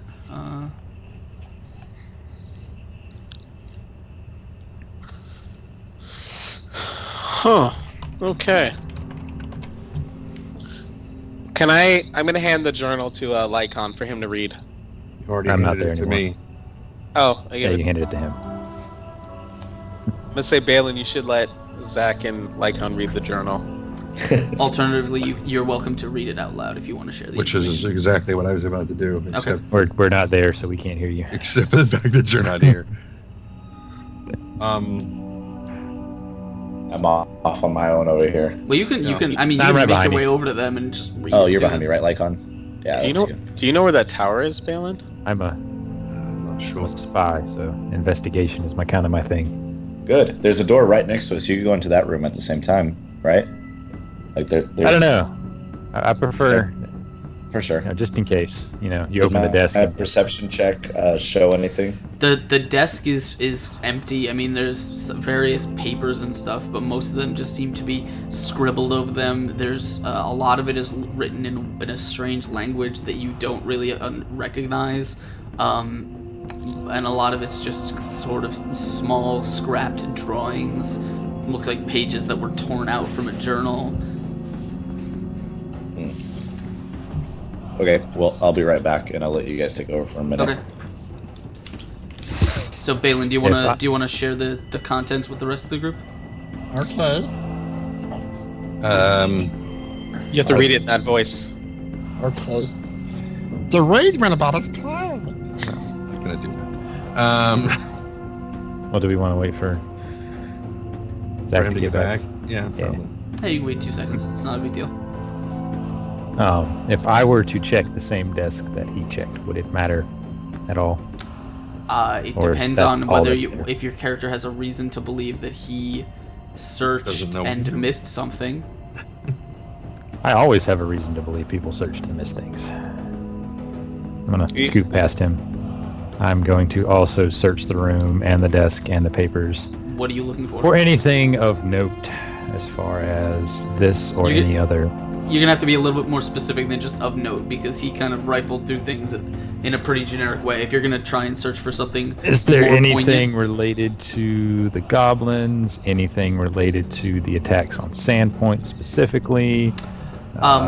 Opening the ledgers for opening dead. some of the papers that are kind of crumpled up in the desk and stuff, you notice that some of them are kind of crossed out or half finished.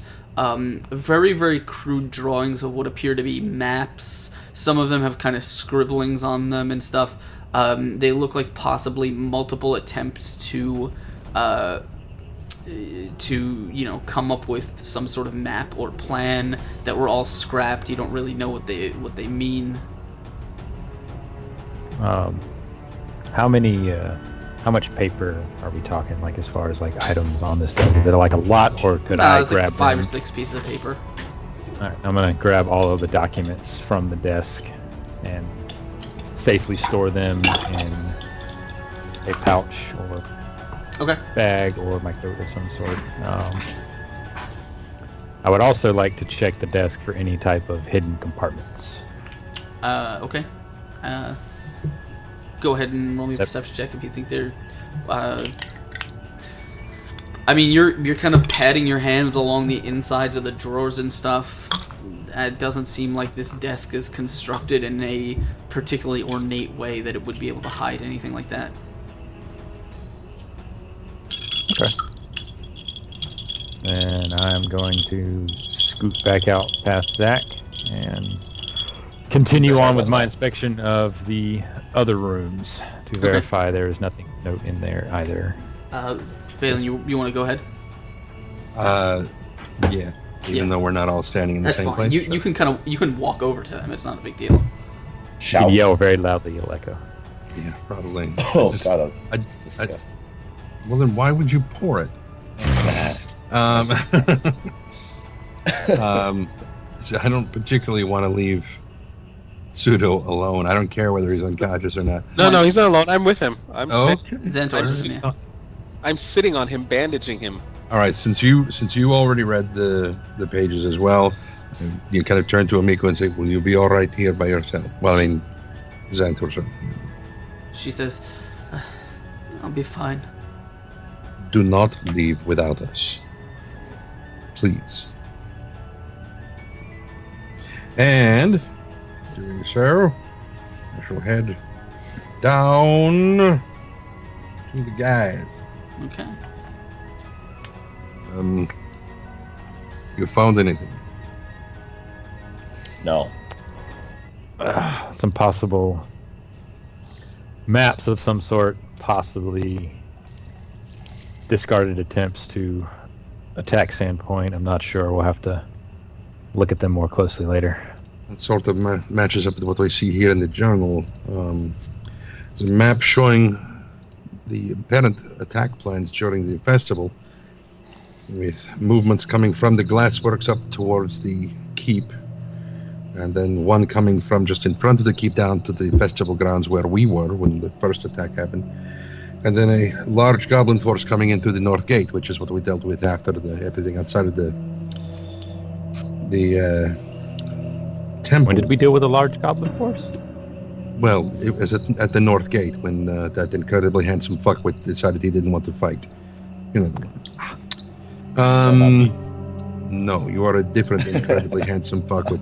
So, but it says the raid went about as planned. Many of the goblins perished, but they served their purposes.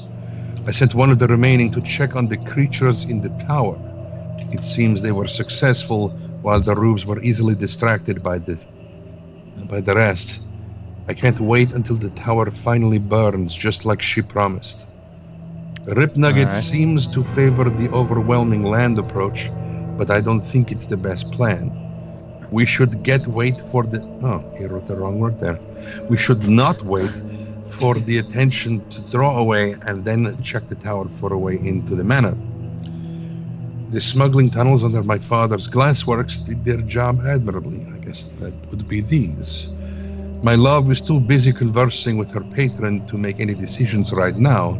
She says once a Teperax, do either of you know that name? Once a Teperax turns his attention, oh, he misspelled the word attention too. It's actually 3 T's in the word. Very quickly in his notes. Anyway, once it turns his attention this way, we won't need to worry about being subtle. I hope she is right. As he's going through this, I'm pulling out the papers I've taken. Do any of the papers that I have match up to what he's talking about in the journal?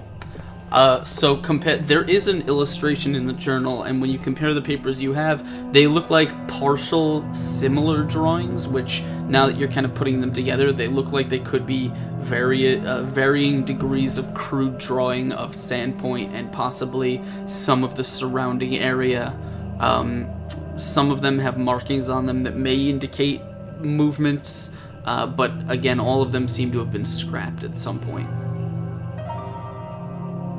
And I'm sharing this with Balin as I'm looking at them so he can also get an eye on them. Previous battle plans scrapped for their ineffectuality? Possible clues, possible places we may need to look later in the event we can't find any other clues. We do still have a couple of rooms to check here. And it also narrows down where we probably might not need to look. But what is the tower? Do I know of a tower in this town? Yeah. Do you? Yeah. Roll me a wisdom check. Oh my God, we're all dead. Can we both do a wisdom check since we're Yeah. both going over this? Yeah, sure. Should ask the guy with the highest wisdom. Should have. We pulled Just the wisdom. dagger How out the hell again. do you do a wisdom check? Oh, 19. Ah, there it is. Ooh, 19. Which is actually a nat 20, but -1. Oh, right, yeah. Yeah. So you Great. guys, let me take some of this. Mm-hmm. We both look at each other and go, So, there are two things that stick out in your mind. There's not a lot of towers in Sandpoint, but there are two things that come to mind individually. I'll say one of them comes to Balin, one of them comes to Lycon. Balin, you've been in town for a little while, and there's always been something that you never really asked about. Everyone in town just kind of seemed to accept its existence. Is it like an old lighthouse? Yes, it's not actually like an old lighthouse. people call it that. What it appears to be is a gigantic stone construction, like much, much bigger than any lighthouse would be. It looks like that, only the base still remains, but judging from its width and the thickness of the walls, if that thing were completed, it would be a lighthouse made for giants or something like that. It would be huge. But it is collapsed. It is long since collapsed right now, and it just kind of sits at the north end of town, where a lot of, the town just kind of sits in its shadow. In fact, you'd all know that it's not the only such construction in Varisia. All over the continent, in fact, Balin, you're quite familiar with one. There are structures like these. Riddleport has one. Mm-hmm. It's a giant stone gate that, hundreds of feet tall, that spans the inside of the bay. The harbor. Yeah, it's called the Cipher Gate, and it is, Magnamar has one, a huge bridge that's like hundreds of feet wide. These things litter Varisia, basically. So that is the first thing that comes to mind when you think of the term tower. Lycon, you think of something a little bit different because you've traveled these paths before, and you remember that on your way into Sandpoint, you kind of saw something that didn't really fit in the sort of the landscape around Sandpoint. In the hinterlands, there's a lot of farms. There's not a lot of construction out in the hinterlands. It's basically small, disparate houses that make up the farms and stuff. But on your way in, you remember seeing atop this hill, probably about a few miles, maybe 2 miles or so, 2 or 3 miles outside of town, there was a hill where there was a big like a mansion, and right next to it was a very, very tall tower. Like a stone tower. Had a little gabled roof and all that stuff. You don't really know who lived there or why. It was just this really nice mansion that was just chilling on top of a hill, probably a couple hundred feet away from this tower that was just kind of sitting there.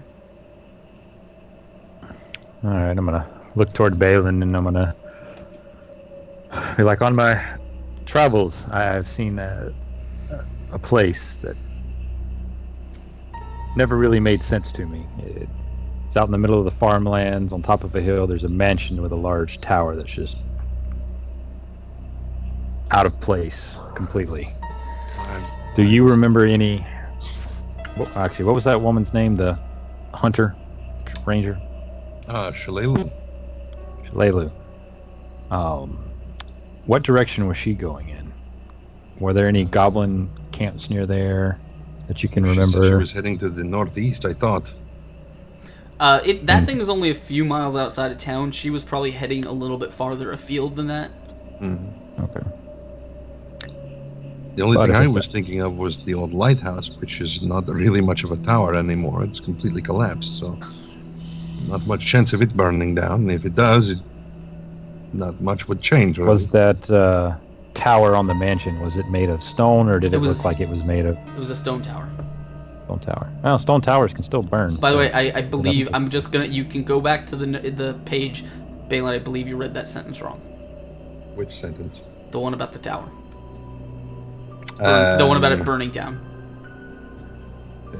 I'm going to check, but I believe you read that wrong.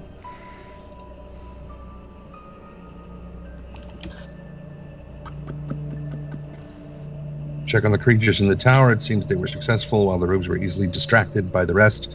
I can't wait until the town finally burns, just like she promised. Right, town, not town. Town. Yeah. Okay. That's a terrible picture. Retcon. Okay. So we might have a possible staging point for all these raids, depending on who owns that mansion. We should probably check in town to see if we can find more information about it. All right. Let's finish clearing this place out. I want to get Amico over to the temple, drop her off, get her some more healing. I think we all need to stop by the temple. Probably, yeah. Okay. I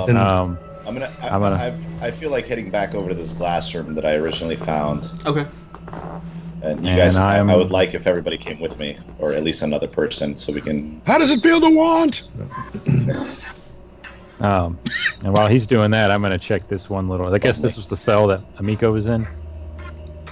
Yeah. Okay. And I would like to give it a once over just to make sure we didn't miss anything. No more secret passages. No more.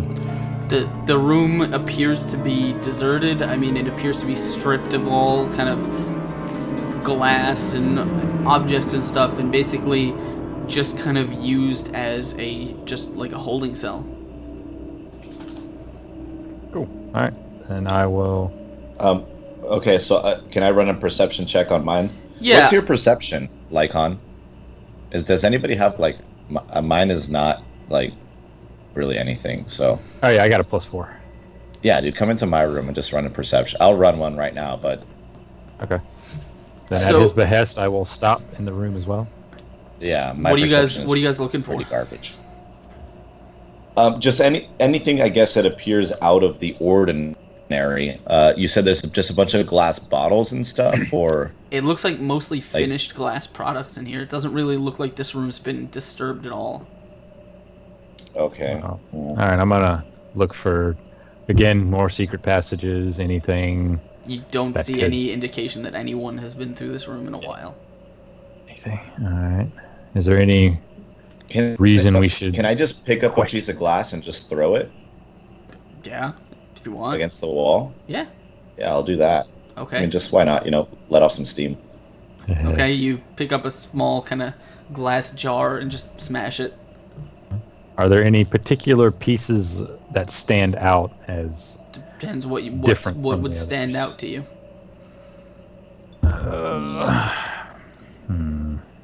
Perception. Is there anything that's glowing? Is there anything that is? No, there is no glowing glass. No. Anything that is filled with something and the others are empty, or vice versa. Nope. All right. Balin, we can't hear you. Are you saying stuff? That would be important. Good thing I was already drinking while I was muted. What I was going to ask is the wall to the right of me. Mm-hmm. I can't quite tell if it's been revealed all the way to the wall. Are there any doors along that wall? There are no doors along the right-hand Okay. side. Okay, no problem. Then I will stay where I was. All right. If there's nothing of interest in here, then I guess we will not jump into the wall. There's still only like one door that you guys haven't opened. One door to left. Yeah. There's a Is door. it one that's like hidden, or there's No, just it's a down door here that where you I am. walk? Oh, You guys have walked past it several times. I didn't know that was a door. In that original hallway, because I thought there was a door down there, Yeah. Right next there to the between one us. that I first See? went into. All right. Right Then there. I'm going to go to the door that's not locked. Is it locked? Let me check. I think it might be.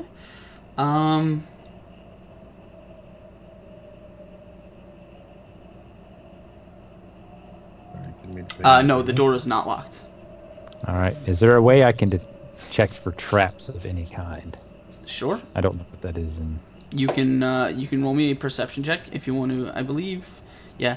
You can roll me a perception check to see, and if you'd like to give me any specifics about what types of traps you'd like to check for, that may assist you. I wouldn't know what. I mean, anything, any wires, any. Just again, doors. I just for the record, the way I generally do things is the more specific you get with what you want to look for, the more likely you will be to find that if it exists. If you're just looking for something, like otherwise, things maybe There's no get a little telling trickier. But yeah, if you know what you're looking for, if you have any suspicions, you can let me know. Otherwise, yeah, you can just roll a perception check and. Looking for wires. Is there any? I mean, I'm assuming he's not like a real life lockpick, so I mean, No, we wouldn't really know, but we wouldn't it's like really know what to specify. But it's more like okay, so I'm gonna check for a pit trap on the floor, or like I'm gonna check for something attached to the door, like a mechanism like that, or I'm gonna check for, I don't know, spikes that come out of somewhere. If it depends on what you think there might actually be, because different situations may have different things. But yeah, go ahead and roll me a perception check, and we'll see. What's going on? I got nothing specific. Wow. It's Fantastic. I mean, you're just kind of running. You're kind of running your one of your tools just along the edge of the door frame. You don't feel anything. It doesn't you don't feel any trips or anything out of the ordinary. You don't feel anything blocking the frame or Alright. the bolt. Okay. With my confidence kind of being, I'm gonna step back and be like, Zach, open the door. Fucking the red shirt. Bring him in. And the motherfucker is at full health. All right. I could do it. I have no problem with this. But you're taking damage, and I know you. I puff out my big burly chest, and I test my strength versus this wooden fiend. Let me see here. It's unlocked. And I don't care. I bash it open anyways. Okay. Hercules. Yeah, you just kick the door open. Good. Absolutely. Come inside. Oh boy. So as you step into this building, I give me 1 second. I thought let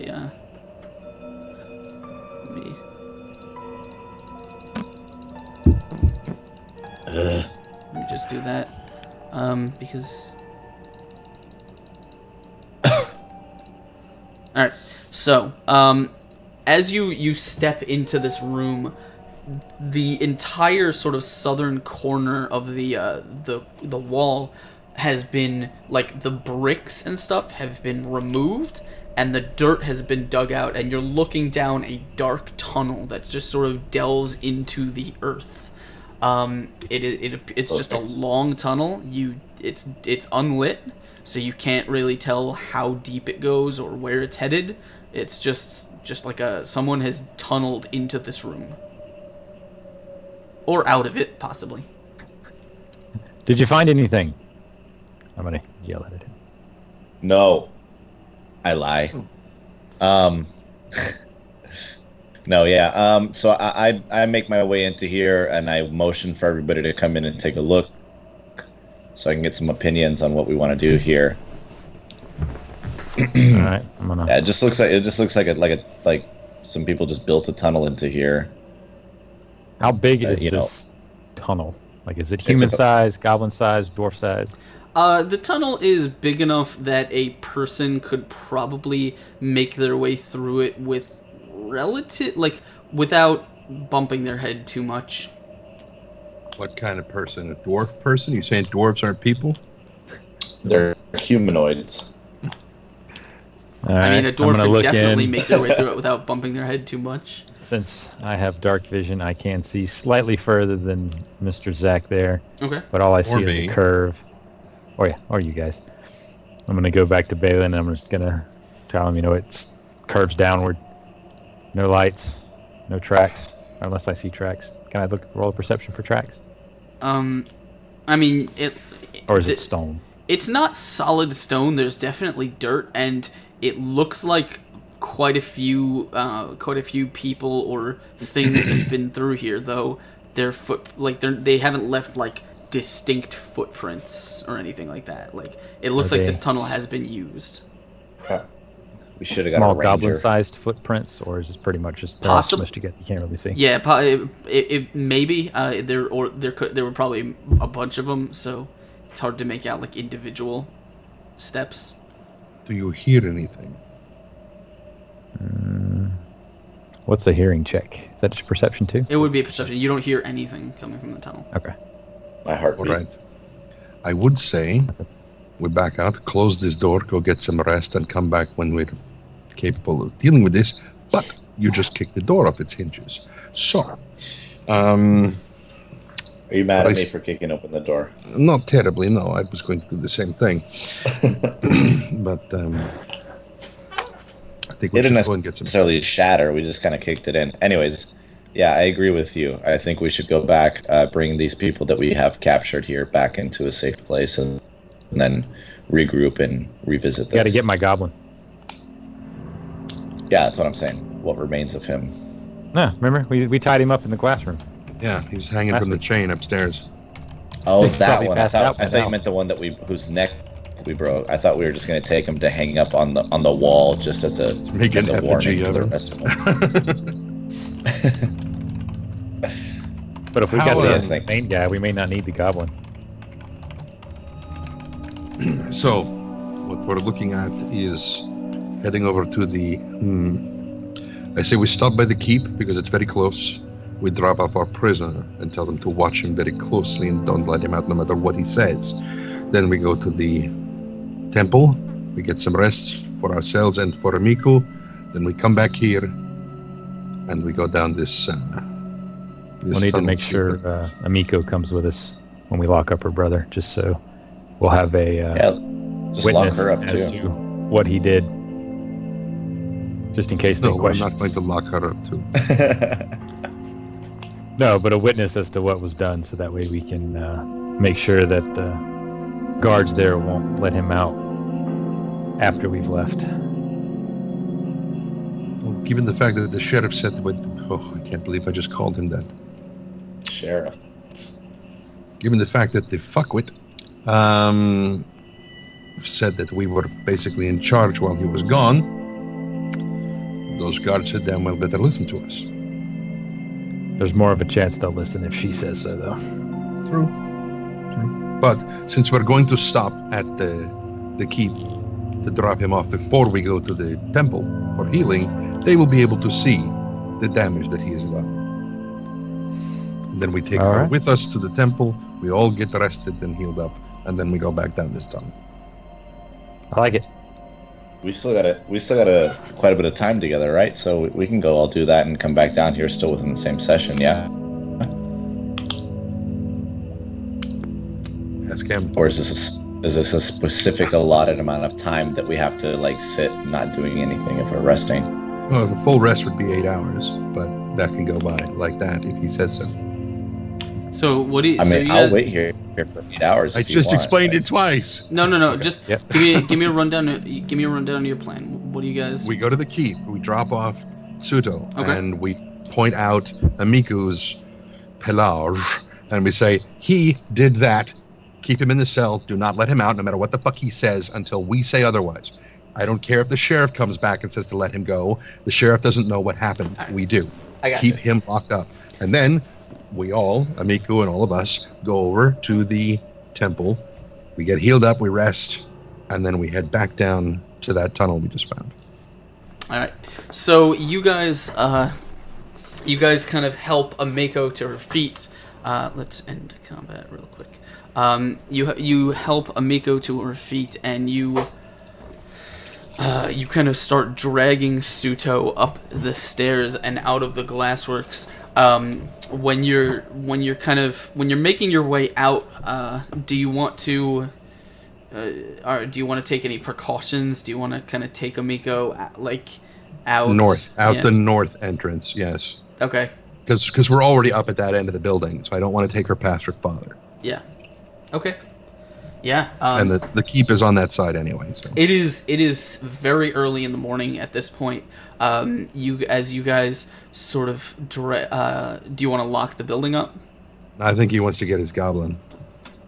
Nah, he can stay here. We'll send some Okay. guards back to guard the entrances. We don't want anybody coming to work this morning, if there is anybody left to come to work. We Okay. can bring the goblin, throw him in the cell. Not with Yeah. her. No, not with him. I mean, Yeah, we'll leave him. We'll leave him here. All right. All right.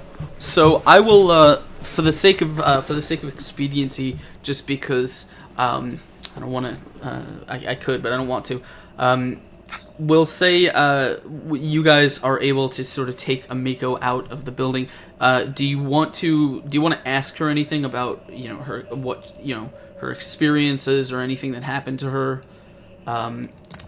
Because you do recall she did mention at least that in some way Suto had kind of told her something about other people.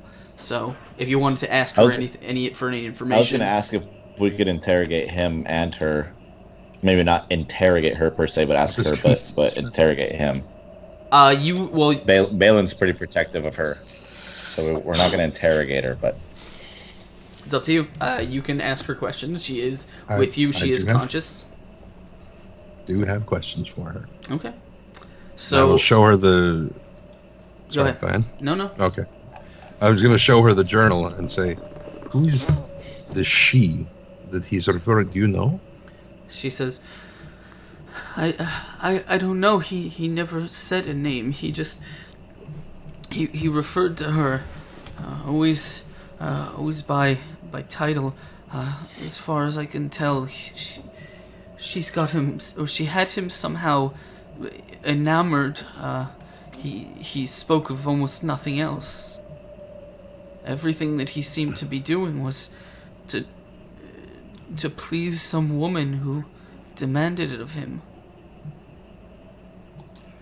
And while we were fighting him, he mentioned that the master will get what he wants. I don't know, but I presume that is this name, Teperax. Is that familiar to you at all? No, I've never heard it before. Nor I. This tower he refers to, we were trying to figure out, Lycon and I, which one it probably means, whether it's the old lighthouse or the tower that he was referring to north of the town. She says, I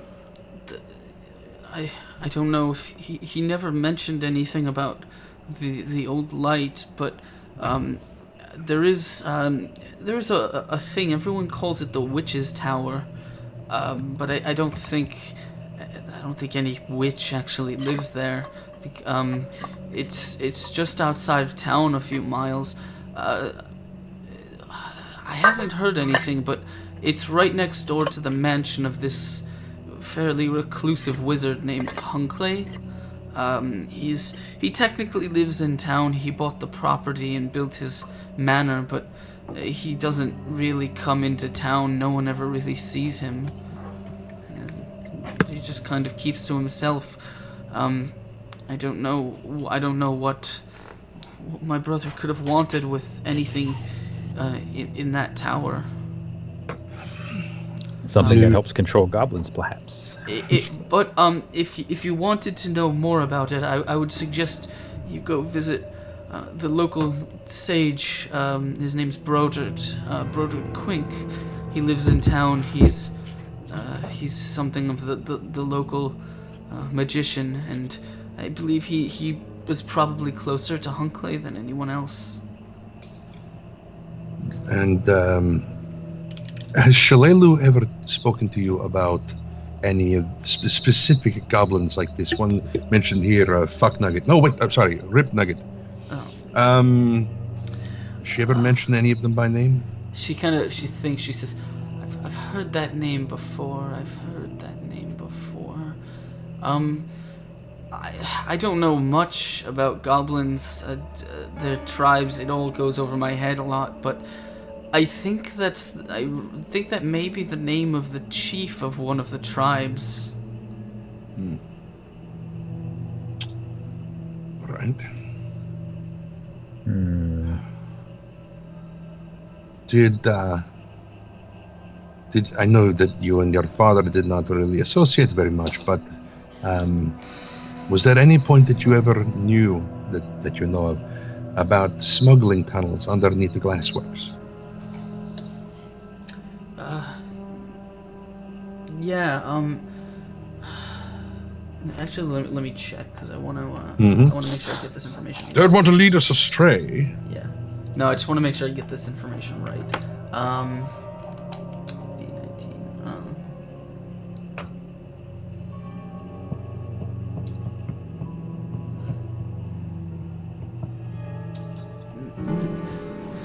819. I don't know anything about. I don't really know anything about about smuggling tunnels.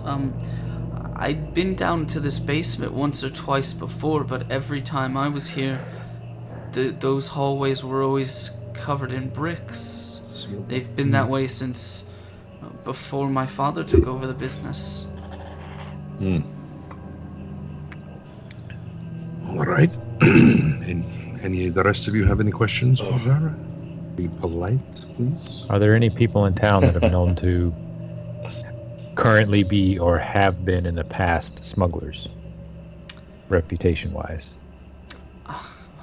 Off the top of my head, I'm sure you can find someone hanging out at the feed bag that's involved in that kind of business. I'm gonna hold up the flute and I'm gonna say, "I'm keeping this, but do you recognize this flute?" It was a present my mother got for Suto before the family Before he got stabbed in the ass. broke apart. She wasn't his actual mother, but it was a gesture of goodwill when he was young. So yes, you do recognize it. Okay. Okay, well, I guess you should have it then, and I'm gonna give her the flute. She just kind of looks at it a little bit sad. It was not the emotion. Can I have the flute back? All right. Kismet, do you have any questions? No, I guess you probably don't. Since she's not here. She's been so quiet. No, She's still talking to that fortune teller. She's talking to no. Shalelu. Oh, yeah. Oh, right, That thing. yeah. It's one hell of a talk. Yeah. Well, you guys have only been you've been here for like 2 hours now. That's about God, it. it seems like a week. And you, Seems like a much greater amount of time than that. Let's go rest at the temple and let's head back. keep first. So once you get to the garrison, there's not a lot of guards there. Most of them seem to be off duty at this point. There is a guy, there's kind of a 24-hour desk person, but I mean it's not the same guy 24 hours, but there's a desk. But once you got here, you were kind of you kind of took the keys that you needed. And you know that down the stairs there is a sort of a set of holding cells that you can lock Suto in. I'm gonna put him in the cell, and I'm gonna, using handcuffs, I'm gonna chain him to the bars with his hands spread apart, not like in a torture position, but so that it's not easy to pick the lock. You can't pick the locks because your hands are separated, and you'd have to break your wrist to get it through. Okay. Yeah, you Are you the only one with the key? There's one main set of keys. I'm keeping the keys. Swallow the keys. I'm not going to swallow them, but I will hold on to them. Oh, that's probably a good idea. Never mind. Sorry. You gotta let me out of here. I can let you out tomorrow. I can't do it right now. And That's then how much I drink tonight. and then after that, unless you guys want to do anything there, you can sort of bring Amiko across town to the to the temple, where Father Xantus is not there. It's very, very early in the morning, but you can, if you'd like to, you can leave her in the hands of one of the acolytes, who will bring her to one of the sort of the kind of private bedrooms that they have.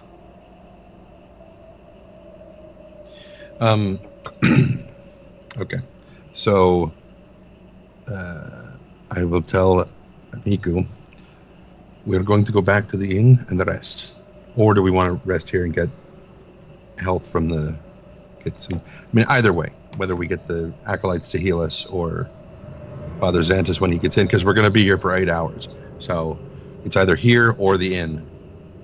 Should probably get regular rest so everybody can get their spells and such back. Oh yeah, we're definitely going to do that, but we're going to do it here, or we're going to do it at the, because I want here. We can rest wherever. Depends if you want to stay and just keep an eye on her to make sure there aren't any. I'm already laying down in a corner sleeping. I've already just laid down right in front of the temple doors. Just like the first time we got to town. Are you in dog form? No, you can't do that again yet. No, Not I sleep at, there's like a little grassy area of the temple. I was mostly joking. Yeah. Don't joke like that. He will do it. Oh. Merci. All right. So you guys all are. I mean, the temple is happy to provide you with, not like, they don't have individual rooms for all of you, but they do kind of have like a room that you can all kind of, communally get to catch some sleep in. Mm-hmm. Slumber party. Snuggle up time. It is, like I said, it's pretty early in the morning, so by the time you guys actually manage to get your full rest, wake up, and get on the move, it will probably be around noon. Alright? That works. Okay. So we will say that you guys managed to get a solid rest in. Most of you have some injuries on you. Over that rest, you're welcome to spend any hit dice that you want to spend, or any healing spells you have if you want to recover hit points. So you can take care of that. And once you've done that, yeah, I mean the morning will come as with its normal thrum of Sandpoint activity. Let me find a thing here. The morning will come with its normal throng of Sandpoint. The afternoon will come. Yeah, of Sandpoint And activity. this town is much bigger than I thought it was.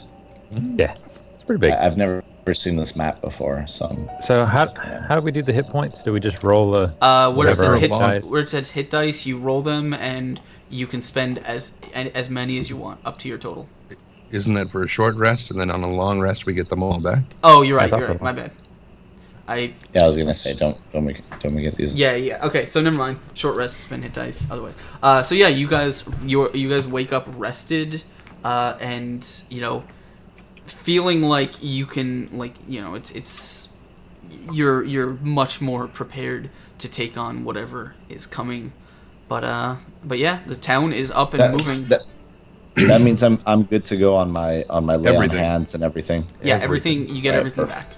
So you guys get Perfect. up. What do you want to do? I would like to, before we leave, check on Amiko. Grab a coffee. She's still here. Amiko is fast asleep. Okay. Yeah. And I'll tell one of the acolytes or Father Santos if he's readily about. You can find Xantus. Okay. Do me a favor. Keep an eye on her. Her brother apparently beat the crap out of her last night. He is currently in the garrison in this jail cell. I don't want him released by anyone but us. Xantus kind of nods. He says, I'll keep that in mind. Thank you. I will make sure she's taken care of. Do any of your men in here have a quarterstaff? Here's the notes. I can find you a walking stick if you'd like. That do. Very well. He will kind of hand you a sort of just a normal plain wooden walking stick. Okay, cool. All right. So what is your plan for the day? I'm heading right back to the glassworks, right back into the cave. That's exactly what I was When doing. you guys We don't want to question our prisoner. When you guys get across, or when you're making your way across the town, you notice that there's a very large buzz of activity as people are already crowding around the building. Like the word has gotten out that something has happened in there, and you can see outside are a couple of guards who are just sort of nervously trying to keep people away from the exits. Nothing to see here, folks. Nothing to see here. Please go about your business. We're on official police business. We need to continue investigating. Please go back to your day-to-day businesses, and I'll use my newly acquired beating stick to move them out of the way. Yes. You can kind of push people out of the way. They don't really take too kindly to it, but there's no way they're dispersing. There's no way to disperse them? No, I'm saying they have no Everybody interest in it. They're not listening to you, basically. They're not listening to me. Time to turn into a bear. Everyone listens to a bear. Don't waste it. Both of them shook their heads no. Did we find the receptionist's body in there? No, you didn't. Okay. Is she in the crowd? Not that you... Well, I mean, there's a couple people here. You don't see her right away. Okay.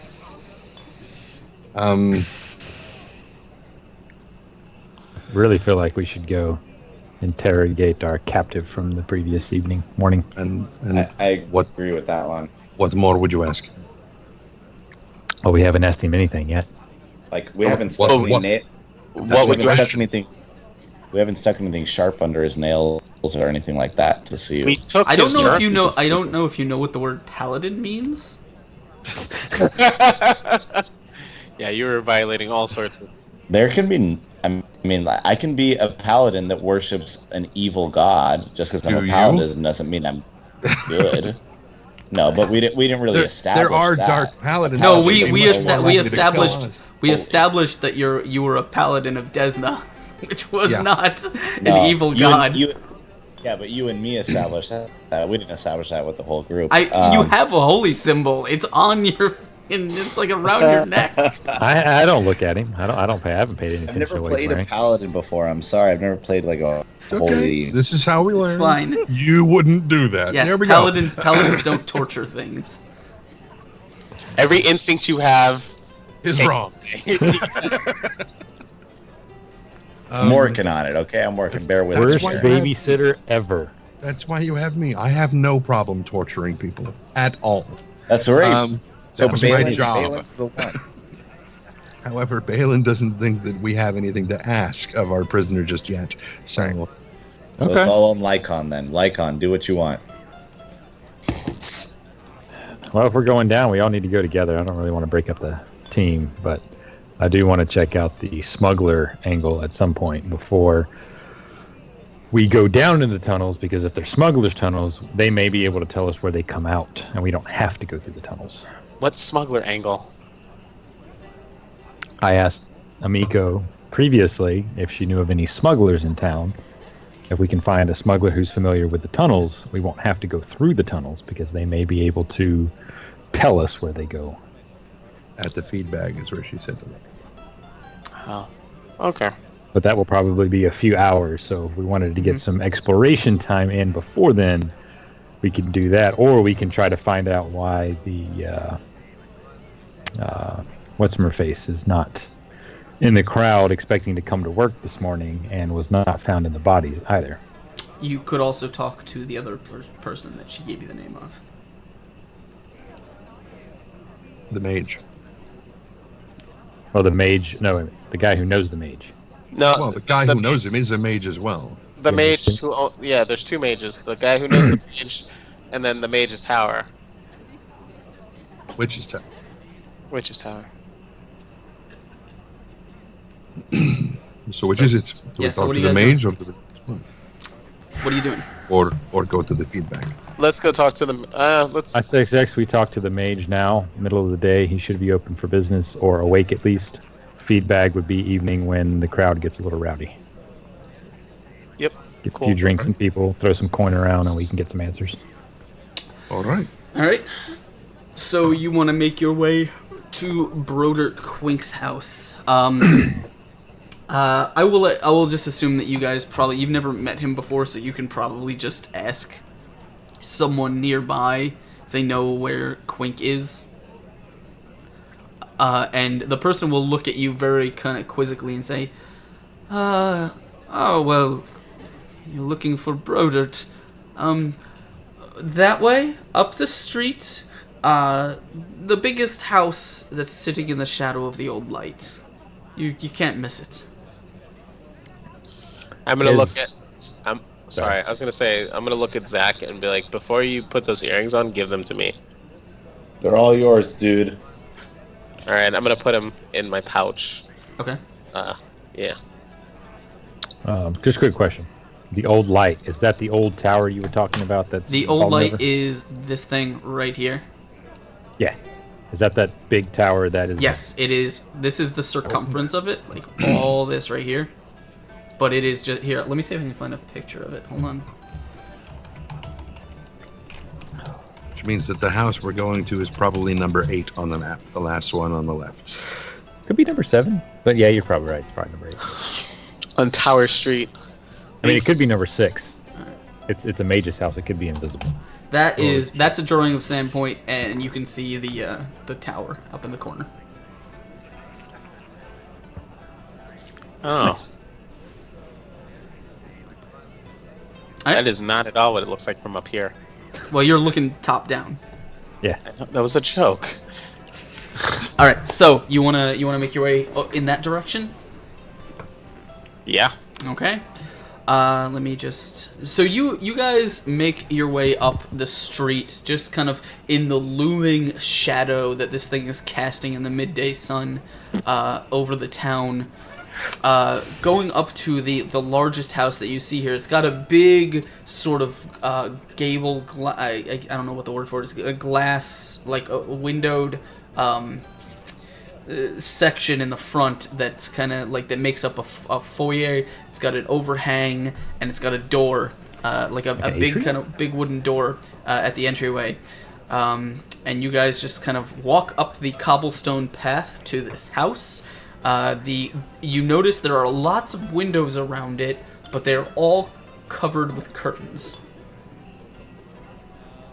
All right, I will walk up to the door. Mm-hmm. Or is there a door on the glass thing, or is it like you walk through this kind of front? No, garden? big front door. All right, I'm gonna walk up to the front door and knock or bang the clacker if there is a clacker. Yep. All right, you pound on the door. Let me turn this down a little bit. There is no response for like a good minute. And then all of a sudden you hear the sound of glass shattering and something being knocked over and a voice in like a very annoyed voice inside. Just a noise. He's not like coming towards the door. We just hear a noise. As you're listening, it sounds like you can now hear this voice inside talking, and it continues to talk in a very loud tone, and it's like the talking does not stop as you hear it kind of getting closer and closer and closer to the door, and it's just you hear talking and all this. You hear a bolt unlatch, and as the door opens, says, "And I told you that I do not have anything for you. The shipment is coming in on Thursday. Here are your books. Please do not disturb me again. I will have your next delivery when I send for you. Thank you. Good day." And he shoves Really you a loud stack whistle. of books into your hand and slams the door. All right, and I'm going to turn around and I'm going to hand these books to Xantor. Not going to give away anything, and then I am going to knock on the door again. Actually, did the bolts latch, or did he just close it? Yeah, he locked it, and then you knock on the door again. The bolt unlocks a second time, and you hear the door kind of swing open and says, "I said good day." I'm going to stick my foot so he can't close the damn door. All right, he's just kind of looks down at your foot and looks up. And he says, "What do you want? What are you doing here? Who are you?" That's where we should have started. What did the title? I'll glance back at Bale and then I'll look back at the gentleman like, "Good day, sir. We are actually here on business. We are trying to find some information. We are working for the sheriff asset of the town, and we are here on some business. We have some questions. Traveling salesman, come in. You guys should have let me talk to him. What are the titles of these books? Are there titles on these books? Yes, actually, the first book that you were holding is titled Ornamental Horticulture. The second book is called Treatises on Experimental Plant Growth Using Decomposing Fey Blood. The third book is called How to Train Your Porcupine. And the fourth book is titled 7 Ways to Handle an Unworking Wand. Okay, cool. I'm gonna look at Lycon and be like, this guy actually kind of speaks my language, so. We're gonna all walk in since he invited us. Yeah. Okay. He's already walked into the house and is already talking to himself, like door Good. wide open. Good. So, we have 3 questions. B. First, are you familiar with the guy who lives in the Witch's Tower? The mage who lives in the Witch's Tower. He's actually like continuing to talk to himself. You're only catching snippets of it as he turns a corner and goes into a room on the left. We let him walk away. Grab him. He's walking into his house after he let us in. Yeah. Do we explore We're the just house? gonna. We were invited at this point. Sorry, I'm Plain sight doctrine. coming into this kind of late. We're in a magician's house with tons of magical artifacts and probably weapons. Do we? Eventually, yes. That is definitely something that will be scouted. As you We guys should are probably follow him to find as you out guys where are sort of this is standing going. in the foyer, kind of talking, you see his head stick out again. Bearded man, kind of like bottle glasses on his eyes, short and just kind of covered in like scarves and stuff. And he peeks his head, bald head. He peeks his head around the corner. He says, "Well, are you coming?" Yeah. We'll be right there, and I'm gonna follow behind him. Okay. He will usher you into the room that he is in. And then I'll look back at the group and I'll be like, "Well, are you coming?" And I'll just start tromping through the house. Yeah, as you make your way into this room, you see him. He's kind of in the process of. There's what looks like a plant that is hanging from the ceiling in like a bowl, and he's just very closely leaning in and using some sort like a small glass of water and just dropping bits of water into the bowl that this plant is in. He says, "Just 1 second. I'm conducting a very, very important experiment here." Is that Fey blood? What? No, it's water. Oh, okay. So easy to confuse the two, I'm sure. He's just very, very carefully dropping like drip after drip after drip of water onto this plant, very, very slowly.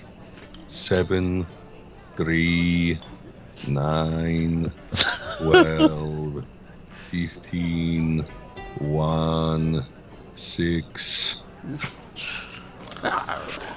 Fantastic! That should be enough. And then he kind of turns to you and says, "Well, spit it out. What do you need?"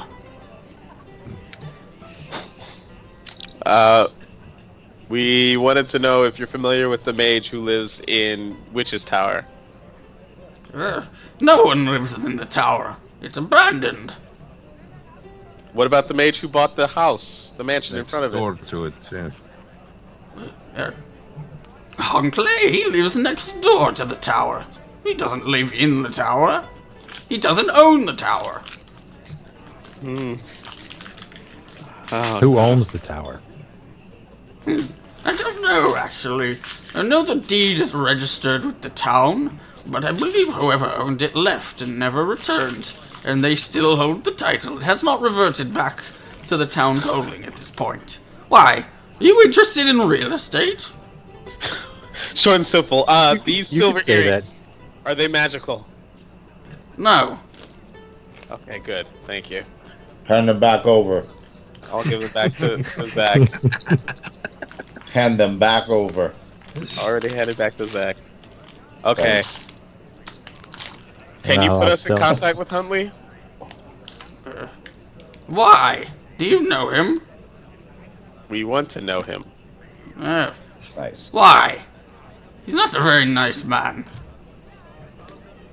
Well, I he's can got some very introduce you not to a nice nicer questions. man that you could get to know. I feel like these conversations are gonna make us crazy. How do I talk this? Is he a dating service? How do you talk to a low charisma crazy person? I talk to you all the time. Yeah, but Wow. okay, all right. So how would we talk to me to get information? Okay. Ah, Well, he thinks we're salesmen. Maybe we can tell him we have something to sell. And that Yes. we're trying to talk to the magic guy. Yes. Okay. Go So. for it. All right. So we have these books that we want to sell to Huntley, and we believe that we could offer you a great deal. I don't need books. Look, I have shelves full of books. Right. But don't you want in on this great deal now of like, No. You started it out good, but you yeah, It fell apart there. I'm walking in circles here. excuse me. My friend here, what he means to say is, We have some books that the gentleman ordered, but he did not provide us his address, and we need to make sure that we can get these to him. Do you know a way we can contact him so we may give him his delivery? Have you tried knocking on his door? We did, but there was no answer. We were wondering if there was another way we could communicate with him. We'd really hate for him not to get his product. He's already paid for it, and we'd be really, really put out if he didn't get his... He says, He also asked us to watch some of his plants. He has some plants that he wants us to. Because the guy's a plant person. He says, you need to send him a message. I understand. And he walks over to the window and kind of pulls the curtains aside and just pushes the window up. And then you see him just kind of pull out something from a pouch, like at his side, and just throw it out the window. And you just like, you hear kind of like a shimmering sound. And he says, you do it like that. You send a magical message. Thank you, sir. Thank you. We are...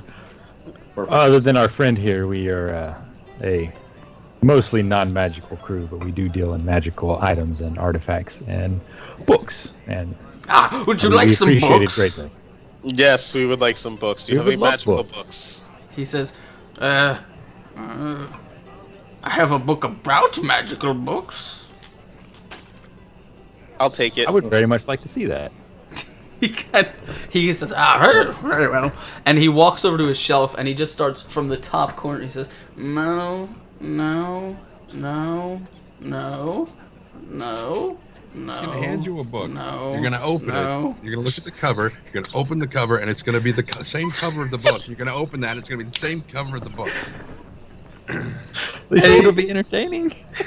He's just going across, like, on each book of his shelf, just, no. Who told us to talk to this guy? Amico. His friend. Alright, so I'm gonna look at the group and I'm gonna be like, let's just go to the Witch's Tower. He says, you wish to go to Hunclay's Tower. But if you do, I would suggest, no, never mind. You would suggest what? Don't worry, it's not important. Just can watch out for the traps. Persuade him to tell us what he's referring. He said, watch out for the traps? Which traps?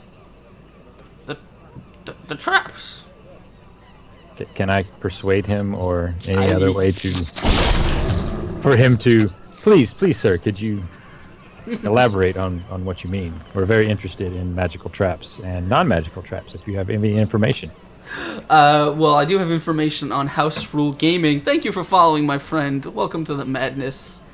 As you walk in on me doing one of my favorite NPCs ever. I don't know. What do you want to say to him to try and persuade him?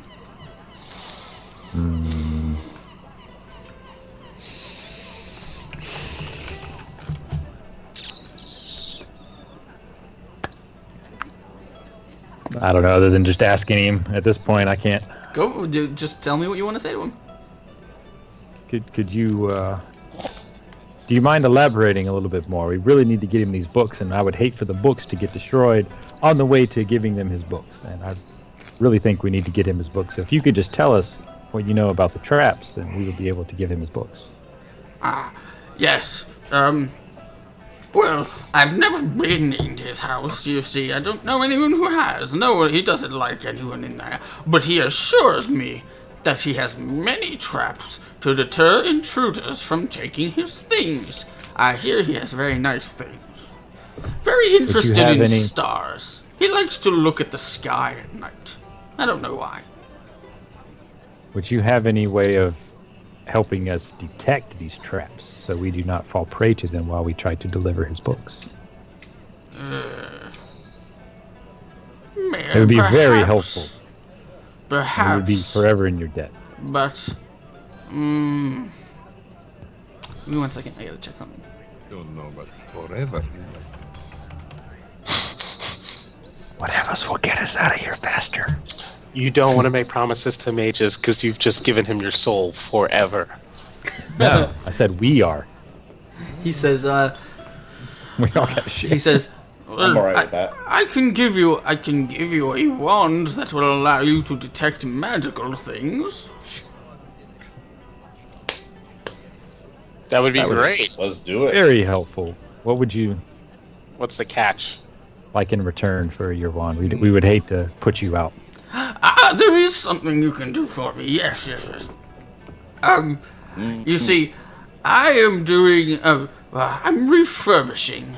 I have a new decoration motif in mind. I need dirt, a lot of dirt. All right, Xantor. I look at Xantor and I'd be like, right here we have a druid, and he will be able to help you with whatever you need. Just ask him, and he can talk to plant. He can even talk to your plants to make them grow better, and tell you if your techniques are working. And dirt, he loves dirt. He can get you dirt. Xantor knows dirt. Is there any specific dirt that you need? Yes, it has to be brown, but not too brown.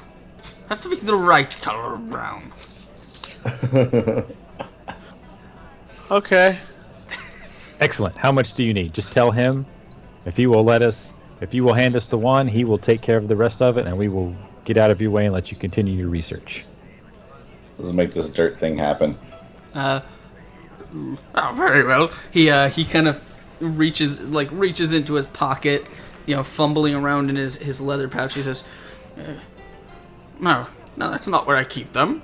And then he goes over to a desk drawer and just opens it, and you see there's like a whole spread of wands in there, and he just picks one out and hands it to Lycon.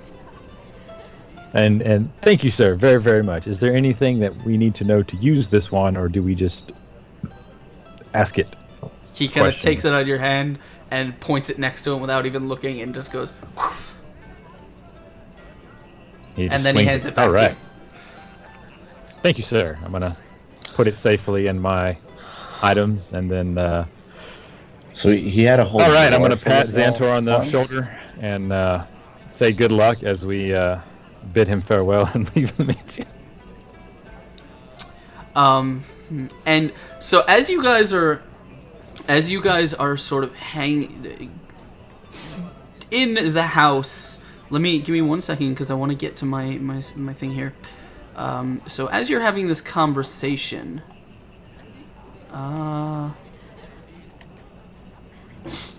this is what I want. Okay. All of a sudden you hear kind of a rumbling sound. Like it's small and it's just kind of a low bass sound. And Balin, I'll say you're the one that's closest to the window that's still open. You hear a very loud sound coming from outside. It just sounds like and as you look over, you can just in the direction, you can see what looks like a plume of dust and smoke that is just rising over the tree line. Which direction? To the east.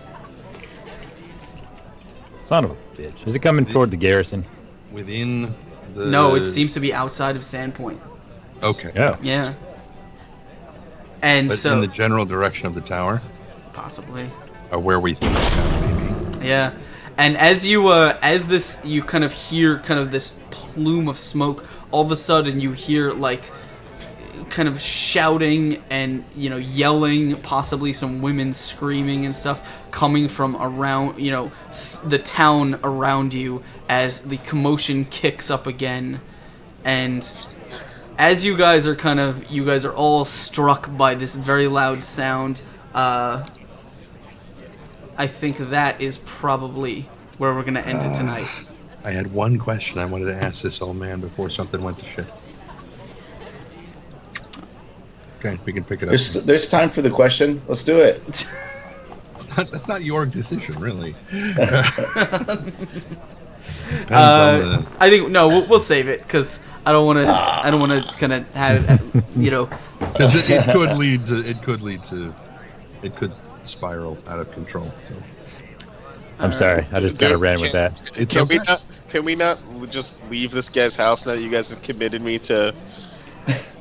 Well, I don't we got the know. wand We already made in a our promise hand. to a mage. You gotta honor it. You made a promise to a maid. We didn't make any kind of promise.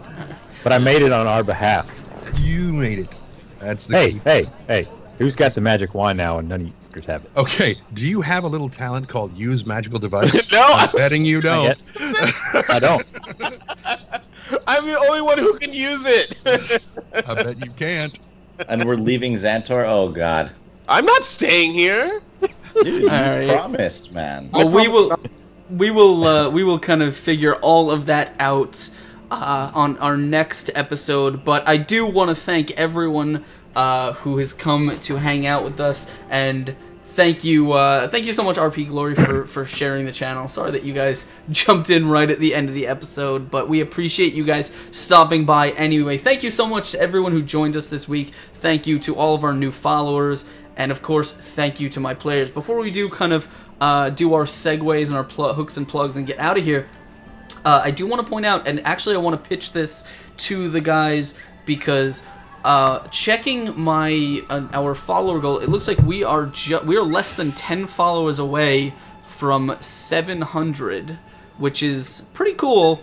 And I don't know. I think do you guys think we should get together and do something special if we can pull it off, or what do you think? A farmer's market, or drink we more? all have we all go out to the fabric district and Yeah, and just a night on the town. bunch of. Well, you don't do that at the garment district at all. We could do a crowdsourced one-off. Maybe. We'll see. We'll get together on. We'll get together in private and we'll talk about something. Put together something interesting for you guys, because obviously we want to thank you guys for all your support and for helping us. Keep doing this and keep us having fun. And a huge thanks, by the way, to Bird vs. Plane, who tossed that awesome donation earlier in the show. Thank you so much, guys. Very So why don't we go ahead and start with Mr. Trendane, and we will do our hooks and plugs as we bring this show to a close. And before we do, thank you so much, Mickey, the Exiled Nomad, for following. Welcome to the madness, my friend. Thank you for joining us. You were awesome. All right, go ahead, Trendane. Madness. So, as I said at the beginning of the stream, my name's Trend Sparks. I am a freelance Dude. voice actor. I really need to write it right there.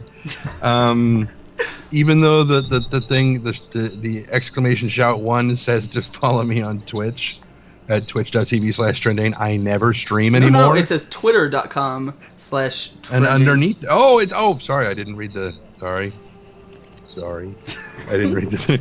As it says, which is what I was going to say.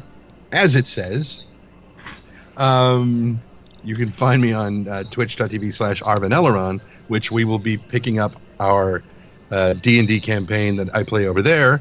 I would say that I cheat on you guys with that D&D campaign, but I started over there and then I'm cheating on them with you. So, yeah. So that'll be Tuesday, where we are trying to finish up the Horde of the Dragon Queen. We're all currently in a big frost giant castle, having been brought face to face with the frost giant who runs the frost giant castle. And yeah, it's going to get interesting. It's crazy. Anyway, so I do that, and if you don't feel like watching D&D there, well, you suck, and follow me on Twitter @Trendane. Okay, thank you, Awesome. Mr. DM. Yes, don't worry about me. I'll go at the end. Oh, Take it away, God. Adam. Hi, I'm Adam. I am a guy. I do some jobs for people doing stuff. I get paid for it.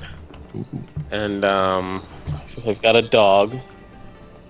And I also run a stream with Lycon Chris over there called Totally Tweaked, where we drink. We talk about what we're drinking. Today I was actually sipping on something new with Samuel Adams grapefruit called Rebel IPA. Yeah. Be the rebel ale. They got more. Sorry, go ahead. It actually slowed me down a little bit near the end. It takes a lot for me to actually get slowed down by drinks. And we're looking to reboot our show, which we've been saying for weeks because we just don't quite know how to like revitalize the format. No, it didn't just start. You're catching us near the I end. was just about to say. And take it away, Chris. Yeah, what he said. We have a. But he didn't spell it though. He didn't, and it is an odd spelling. It's totally TWEEKD. Yeah, I got Totally that on the. That's in. It's right on the chat, right? Yeah, it is.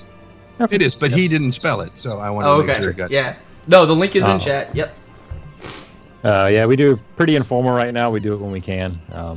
He just finished moving, and I'm still waiting for my home to be built. So once we get a more permanent residence for both of us, it will be a lot easier to nail down a schedule and stuff. But if we're on, you guys are bored, we do tend to drink most of the time when we're playing. We play WoW, HOTS, Division, whatever we can make fun about each other and other people and do stupid things because it's fun. And then that guy. Yes. Whose name? And then all the way on the end, we got Mr. Josh, our guest for the second time, and it looks like possibly returning maybe in the future. Josh, tell us a little bit about yourself. Hello, my friends. My name is Josh. I stream various video games in my free time. Yesterday I just renewed my World of Warcraft account, which was probably a huge mistake, but I'm probably going to start streaming that again. The past 3 years that I've had a lot of free time, I went back to working on music, which is probably my favorite thing to do. And I'm going to post a link in the chat to my music, so you guys can go check that out. But mostly I stream a couple games. I stream a couple games called Dungeon Boss and WoW, and then some first-person shooters and stuff like that. And my YouTube, I like to post a lot of content there. So I'll post those links. Go check them out. I appreciate it. Other than that, I really enjoy doing this stream, and hopefully I'll get to see you guys soon in the future. Yeah, absolutely. And as always, thank you for being here, my friend. Thank you for being here. For those of you who are just joining us, my name is Askren. I'm the host and the Dungeon Master here on Exploding Dice. I make sure all the wheels keep spinning and the cogs keep turning and the games keep happening. So, yeah, I hope you guys had a good time. I know I did. And just, you can follow me at !social. You can follow me on Twitter. It's just twitter.com/Askren. That is me. Please follow Exploding Dice if you haven't already. That's the best way to keep up with all of our content here. No fuzzy dice this week. That's my announcement. We had some cancellations and some scheduling problems, so I'm taking a week off, but we will be back next week with James Jacobs, who is a writer, lead designer for Pathfinder. And he's going to be talking about a brand new book that they're publishing, and also another giveaway. Amazing! And so I just one last thing that I want to plug before we get out of here. I work 40 hours a week, and then I come here and I stream for you guys and hopefully provide all this awesome content.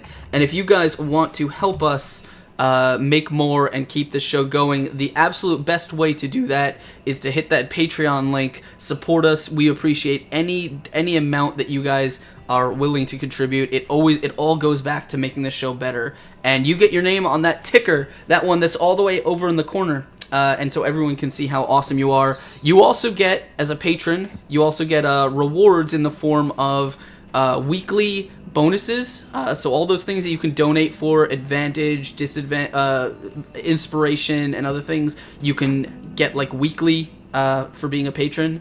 So every episode you can help the players out in a certain way. It's really, really great, and we're also going to be putting up more patron content once we kind of get that kicked off, like exclusive hangouts and DM chats and stuff. So definitely consider supporting the channel in that way.